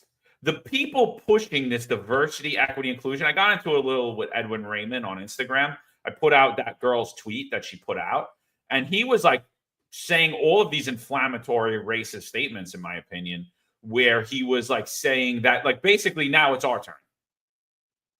And I'm like, because what I said under her post is I said, make equal opportunity great again. Because I personally feel, and I could prove in a court of law, and I could prove in a debate with anybody, and I asked him to debate, and he didn't respond. What I said was diversity, equity, and inclusion violates equal opportunity law, because it does. And I could explain that clear as day in a debate form, and he actually had nothing to say about it. And I think the conversation needs to be had. It needs to be had immediately. What industry, what corporation, what agency has diversity, equity, inclusion improved? And I'm going to sit here and tell you, zero. I mean, what's next? We're going to lower the standards for the combine. She talked about the NFL. It does great. Are we going to lower the standards for the combine, where you have now a different vertical reach, right? We're going to actually lower the standards so that people could actually fit in that game. Are we going to have a movement by 2030 to have everyone that's 5'5" in the NBA? I mean, these are things that are absolutely ridiculous. These organizations that don't play into DEI, because the DEI will make them lose money. And that's really what this is about. It's about money. And that's all they care about, is pennant politicians to make more money. And they're not going to play this game with the NBA and NFL, because that would affect the money. Could you imagine what would that look like if everybody in the NBA was the size of Muggsy Bogues? Everybody was 5'3" to 5'5". What is that game going to look like?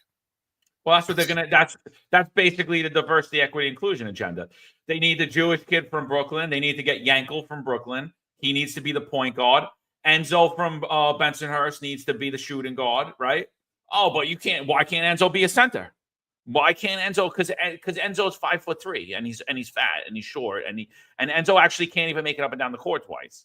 And Yankel can't dribble the basketball, so he can't play. Like, that's why. But they're saying, nah, you know what? That's racist. If you don't want Yankel who can't dribble, can't shoot, can't hit a free throw, and you don't want Enzo who can't go up and down the court 2 times, you're a racist. John, you worked at Borough Park too long. You definitely knew some guys Yankel. Boy. John, but that's basically the agenda, is like, right? We have to make everything equal.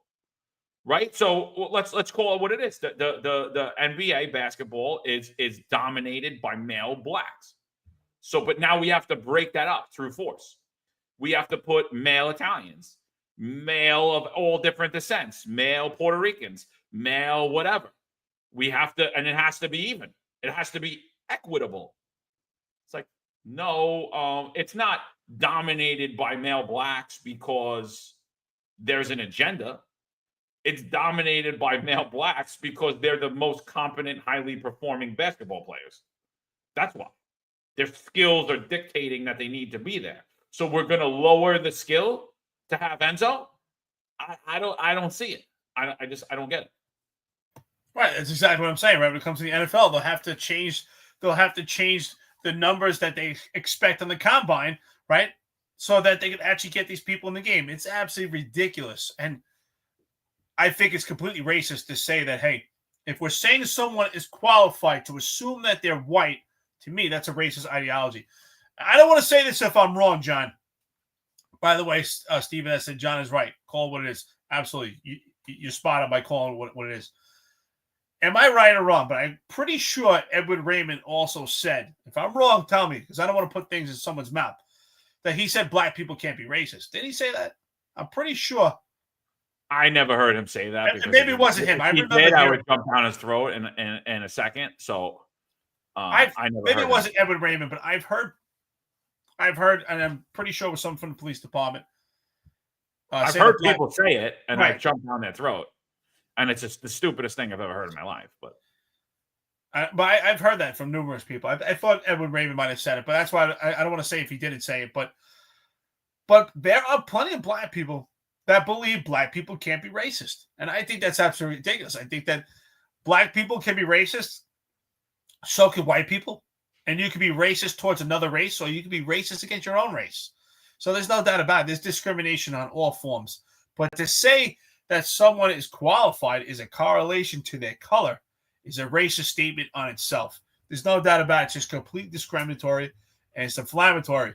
This is irresponsible for people to say that. I think it's absolutely ridiculous for Stephen Smith to say that. And they'll try it any way they can to put to or just to make this belief that Trump is racist. Just any way to taint him is absolutely ridiculous.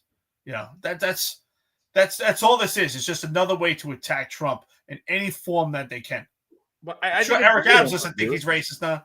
I think it's bigger than him, dude. I think it's much bigger than Trump. It's controlling the conversation. It's emasculating the society. The bottom line is this: like, just look at the diversity standards. And that girl, I don't know who she is, but I love her already because I see the sarcasm in her tweet. And it's like, yeah, why don't we have DEI standards on the court in basketball? Why don't we have that? If it's so effective, if it's so great, if it's the best thing to do, why don't we have those same standards when it comes down to players on the court? I'm not talking about the women and the referees, and I'm not talking about the women sportscasters. I'm talking about on the court playing basketball. And the reason they don't have that is because they want to put out the best product, the highest performing product. The team wants to win, and that's what they do. And then when we take this over to policing now in this entire 30 for 30 movement, and I talk about women, people go insane. And I say the same thing. When you go into a male boxing match, should there be a woman standing up against a heavyweight boxer? And literally everyone says no. And I say, okay, so then why do we expect her to perform as high in the street arresting that individual? And it's like, oh, no, sacred cow. Can't talk about that. Can't talk about that. Say another sacred cow. You know, can't talk about that. You know, no, it's not a good conversation here. But it's the same thing. We need to get back to having real, actual conversations about what's right and what's wrong. And if we're not going to do that, we're going to go screw Trump. Trump's already out. He's gone in 4 years. He's gone in 4 years. This ain't about Trump. This is about correcting the country and correcting the conversation. Trump's done. He's already in. Whatever's going to happen in the 4 years is going to happen in the 4 years. We need to stop being afraid to have these conversations and have them immediately. Because guess what? Trump's doing everything by executive order. I actually don't even like it. But I don't see another way to do it right now. We need people on the bench. Right now, I don't see anybody on the bench. That's the bigger problem. The bottom line is racism infects people's minds. I mean, look what they did. Look what they did with the O.J. Simpson case. Think about that, right? Think about the O.J. Simpson case. O.J. Simpson, and I want to use this as an analogy and just correlate. O.J. Simpson was a prominent black man celebrity that really never saw himself as a black man. Most of his friends, including his wife and his kids, were white.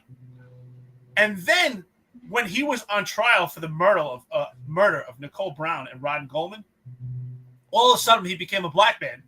And all of a sudden they said that he was targeted and that he was framed because he was a black man. And that's how they won that case. They won that case by using racism, and they romanticized this idea that he was targeted and that he was framed as a black man.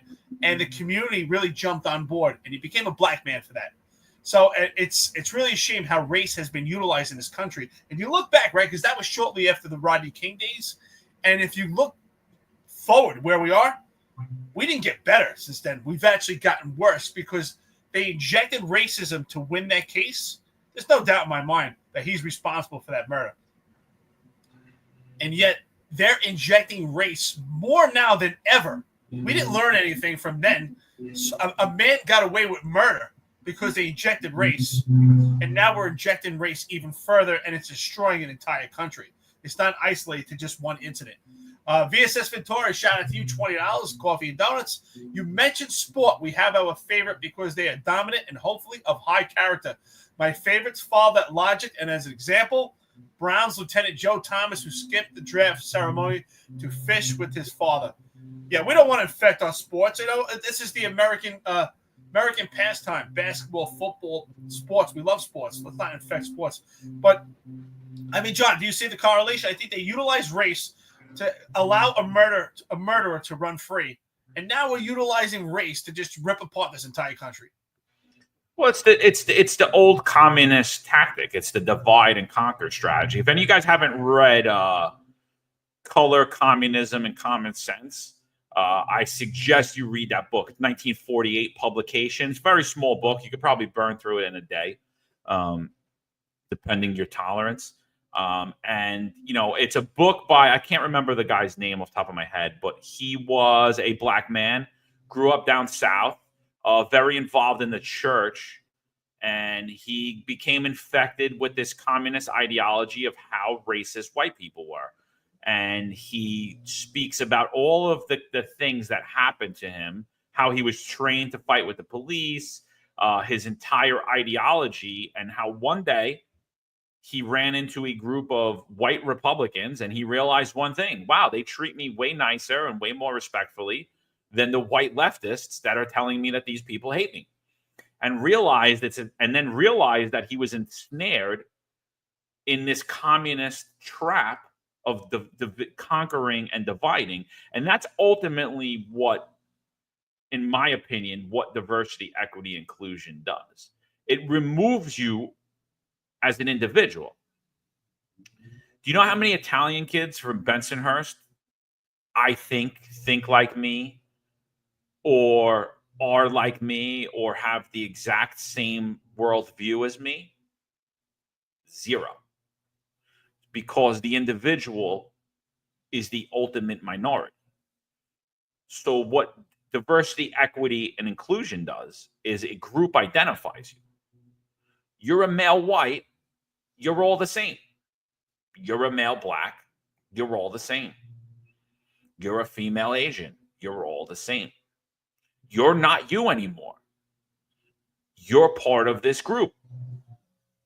Now, when you're in that group, obviously, we're humans. You want to be the dominant group.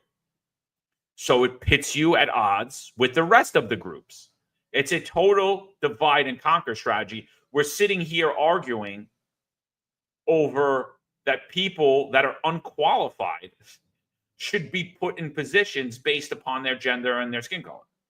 It's the stupidest argument in the world. It's like, wait.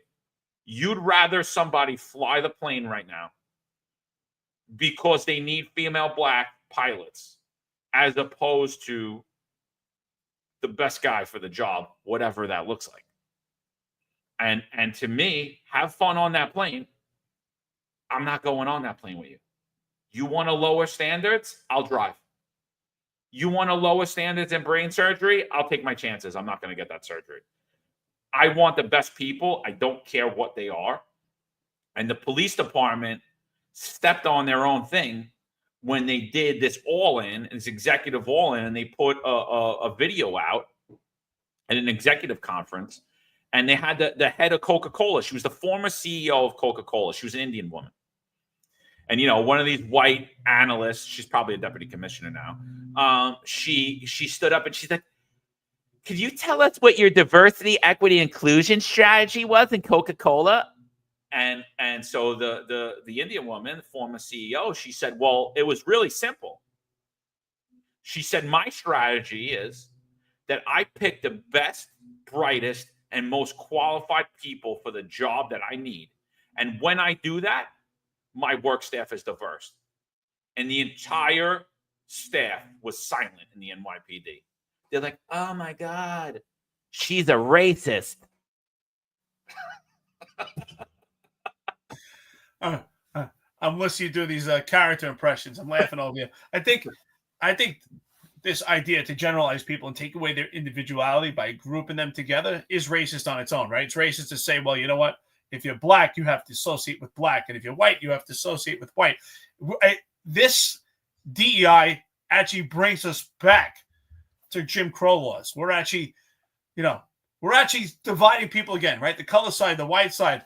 Right now, it's the gay side, the straight side, transgender side, the regular side. We're taking away people's individuality, and we have to group them. And you have to get a category. Why do you have to get a category? Why do you have to be part of a certain group? Why can't you be part of all groups? And they're dividing and conquering. And with that dividing and conquering, they're creating more racism. They're actually injecting more racism in the minds of people, and they're infecting our young. They're indoctrinating our children to believe that you have to be categorized into a certain group, right? Well, those white kids over there, they're privileged. And, John, you and I say it all the time. Who are these evil white people? I mean, I was talking to my sister the other day. I said, I always hear about this white privilege. What white privilege? I mean, we grew up poor. I mean, we grew up poor. We grew up rough. We grew up in some rough neighborhoods. What white privilege are they talking about? I never received that privilege. What is that privilege? And some will say, and I've heard this argument, well, you are white, so you have the opportunity to move up in life. That's your privilege. We all have that opportunity. And to me, that's completely insulting to every qualified black person in this country that's made it in life, not based on nepotism and not based on DEI, but as Jessica Tish says, based on merit-based opportunities in life. And we all have those opportunities. This is America. But to make people believe that you do not have those opportunities because your skin is black, because your skin is brown, because you're gay is absolutely ridiculous. We all have the same opportunities. It's what's here and it's what's in your heart. When exactly that. Just think about how racist it is. Because when you're on a plane, do you see the color of the pilot? Half the times you never meet the pilot. So you have no idea what the pilot looks like. You have no idea who they love, who they sleep with at night. All you care is that plane takes off and that plane lands. That's it. That's colorblind. No, yeah, and it's funny, like growing up in New York, I think like that gave me the ultimate perspective on race because there was so much racial tension when we were kids. But I grew up with kids that lived in the projects, and they were like black kids. They were blacker than most black kids in the police department. They spoke like them. They dressed like them. They were part of that black culture, that hip hop culture. Till today, if you sit with that person, you're like, this kid's like a black kid. He's white, but his skin color is white, but that's not really who he is, And then I had black friends that grew up where I hung out and who I hung out with, and they were like Italian kids. They wore Sergio Tacchinis, they wore gold chains, they wore Jacquard, and like they were a product of their environment. And it was like, oh, that's a black kid, that's a white kid. And it's like, no, that's a white kid, that's a black kid if you want to talk about cultural. Right? That's an Italian kid. I don't care that he's black. He's growing up. He's dancing a freestyle. He's breakdancing. He's wearing a Sergio Tacchini. He's driving a Lincoln LSC. He's having Sunday dinner. He's watching The Sopranos. That's a black kid. But the white kid, he's listening to Wu-Tang. He's going to hip hop battles. He's rapping. That's a black kid? No, that's a white kid. And like the whole thing is like ultimately when you look at it, you're like, no, you know what that is? That's an individual, and that's an individual. That's a unique person that may never be replicated in society ever again. That's a unique individual that may never be replicated in society again. They'll have similarities to other black kids that grew up in Italian neighborhoods. The white kid will have other similarities to white kids that grew up in black neighborhoods, but nobody's that guy and nobody's that guy. And so like when I looked at, when I always looked at race from that lens is that it was the stupidest. It's just pure ignorance to judge somebody based upon the color of their skin. It's pure ignorance to lump people in. All cops cheat. All cops do this. All accountants do that. It's ultimate ignorance. And to me, diversity, equity, inclusion is ignorance. That's what that whole model is. It's a divide and conquer strategy. It's putting you into boxes that you don't belong in. You don't even fit in. That's what it is. It's putting you in boxes that you don't fit in, right? Because you're talking about culture and community, right? So if you're a black kid, and I think that's great. I think that's a great example. If you're a black kid and you grow up in Bensonhurst, you'll probably talk different than a black kid that grows up in East New York. You'll probably move different. You'll have different friends. Does that make you less black? No, you both are black on appearance, but you come from different communities and different cultures, so you operate differently. My best example is this. I spent a lot of time traveling throughout the country and throughout the world. And I spent a lot of time in Brazil. And what's fascinating about Brazil, what's different from America, there's a huge, I don't know if you know this, but a huge Japanese population in Sao Paulo. And I met a lot of Japanese people in Brazil. And you know what they say there? If you ask them, what are you? Are you Japanese? You know what they tell you? I'm Brazilian. The Japanese people will tell you there that they live there and grew up in Brazil. They'll tell you they're Brazilian. So to me, it's the same thing, right? That's their community. That's their culture. Most of those Japanese people I met in Brazil, they don't even associate and identify with Japanese people. Half of them don't even have a Japanese accent. They speak Portuguese. The only difference is they look Japanese and they look Asian because of their identity. But their culture is Portuguese and Brazilian. So, and someone put Brazil is totally different. Why is it any different? That's how they identify. But yet in America, we see something completely different. Yeah, so ultimately, like, I just brought it up because I just thought it was a good way to end. I 100% support what's happening of the pulling down of this diversity, equity, inclusion across in all aspects of society, because I truly believe it violates equal opportunity law. It casts us, it group identifies us, it removes opportunity from you as an individual. And that ultimately is a violation of the law, because you're not what your skin color is. You're not how you were raised. You are a sum of all your experiences in life. You are a unique being on this earth. You are an individual. You should be treated as such.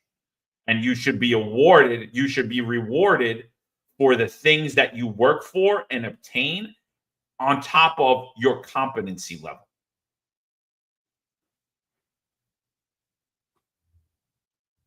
Spot on. We're 2 hours into it. I think we covered a lot of stuff here. I want to thank everyone in this chat, friends and listeners, of course, all the support that you give us, all the advice you give us, all the tips, all the comments and chats. Really important that we grow this community together, and you really help us get a lot of information out there. These comments are very useful. I just want to let you know that it helps out a lot. We appreciate it. Stephen S., shout out to you. Identity politics. Who are you? Who are we? We are individuals and should be respected as such. Great discussion. Absolutely. Right?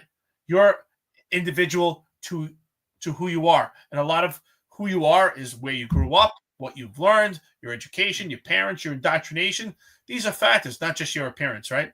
So how many times have I been referred to as, in the Bronx, that Irish guy that's running around, doing police work. I'm not even Irish. I'm Jewish, right? But they associate me with white Irish. I was called a white supremacist. I said, I've dealt anti-Semitism my entire life.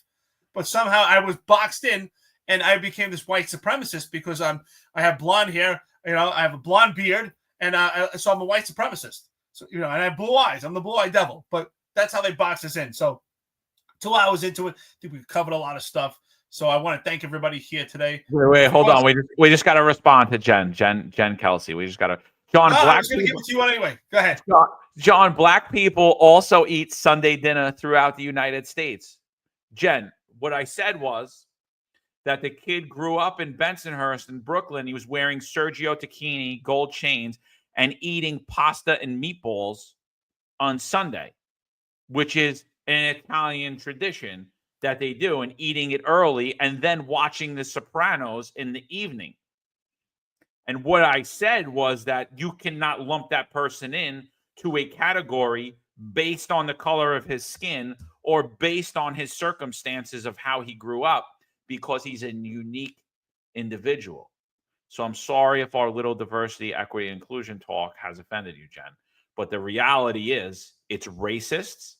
It's not high-level thinking. It's complete ignorance. It does everything that it says that it's alleviating. It does everything. It removes equal opportunity from the individual. So if you heard that I said that black people don't eat dinner on Sunday, there's something wrong with you, Jen. Maybe uneducate yourself from the diversity, equity, inclusion, or maybe you work for diversity, equity, inclusion in your profession, and you felt that you brought something to your company or your agency where you work for. And I'll again say you haven't. Well, I think you just solidified something also here, validate that people hear what they want to hear. Selective hearing, right? They hear what they want to hear. They think what they want to think. You could say everything. Actually, you know what? Let me even backtrack and just say this. Numerous times I've spoke to cops and they've called me up and said, "Oh, I didn't like what you and John said about something in particular." I said, "Is that what we said? Why don't you go back and watch it again and see what we actually said? Maybe you tuned it out and you only heard what you want to believe." I said, "Watch what we said." And sometimes, "Oh, okay, yeah, you were right." Yeah, sometimes you have to sit back and actually listen. I think that's a problem too. I don't think that people actually listen. Now, I was talking about this with Jack. Jack is doing our production behind the scenes here. It's interesting about police work. And sometimes police, you learn that as you become a veteran police officer, is the ability to listen to people. Because the average person listens to someone else for 7 seconds before they interject. 7 seconds is nothing. So sometimes we just have to be better listeners. But listen not just with your mind, but listen with your heart. And listen with both. And unfortunately, people, they listen. Sometimes they listen with bad intentions, or they want things to fit a certain way, and let them play out. But again, friends and listeners, thank you so much. We will be back tomorrow. We'll have a complete roundtable. We'll have your full staff, full family from the Finest Unfiltered. And someone just put Crazy 10-7. Is that a shower behind Eric? It's actually a curtain. It's I'm in my RV. That's a window outside. Love RVing. So anyway, John, close it out, brother. Thank you, everyone. Yeah, no, that's it, people. We'll be back. Hopefully, Marlon and Sal could join us tomorrow. Next week, I think we got a good friend of Eric, Detective Mike Smith, coming on. Recently retired, give his thoughts and perspective. We'll walk through his career. So we're going to start to continue to bring more people on the show, and we're going to bring more talent on the show. There's going to be some more other podcasts coming on, right? The Sal Greco show's on at 12:05. I don't believe he's on today, but he was on yesterday. Check his show out. Very interesting. I watched it yesterday. And we're going to have some more people coming on doing shows on the channel. And we appreciate all the love and support. And, even the people that disagree, listen, we're always open to having the discussion. And, Cop Watch is on here right now. You guys are always welcome to come on. We'd love to have you on, give you a perspective again. Jose was on not too long ago. And, we hope to have you guys back soon. And that's what it is. We're going to, like I said, we're going to get ready to have some more mayoral candidates come on this month, and some more interesting conversations, I think, to open up. So, yeah, let's do it. We'll be back live 8:05 tomorrow. Finest Unfiltered. We'll be back at you. There's a handful of retired officers that don't live in the state that have a lot to say about the dream team, as I like to call it. All of a sudden, they retire and have a master plan on how to fight crime, but nothing to contribute when they were here. They want to come back and be part of the dream team. What can I say? Law enforcement professionals dedicate their lives to serving and protecting our community. But who's protecting their financial futures? That's where Laidlaw Blue comes in. Our wealth management platform is specifically designed for the law enforcement community. Laidlaw Blue is a division within Laidlaw Wealth Management, run by retired New York City detective John McDermott. His status as a retired detective uniquely positions him to establish a deep connection between Laidlaw Blue and the law enforcement community. Our platform is easy to use and provides a range of financial services, including investment management, retirement planning, and insurance solutions. With Laidlaw Blue, you can secure your financial future and provide for your loved ones. Our team of experienced financial advisors understands the unique challenges and opportunities that law enforcement professionals face. We're here to help you navigate the complexities of financial planning and achieve your goals. Laidlaw Blue. Secure your financial future today. Book a meeting using the QR code displayed or call us directly on 888-901 Blue. That's 888 901 Blue.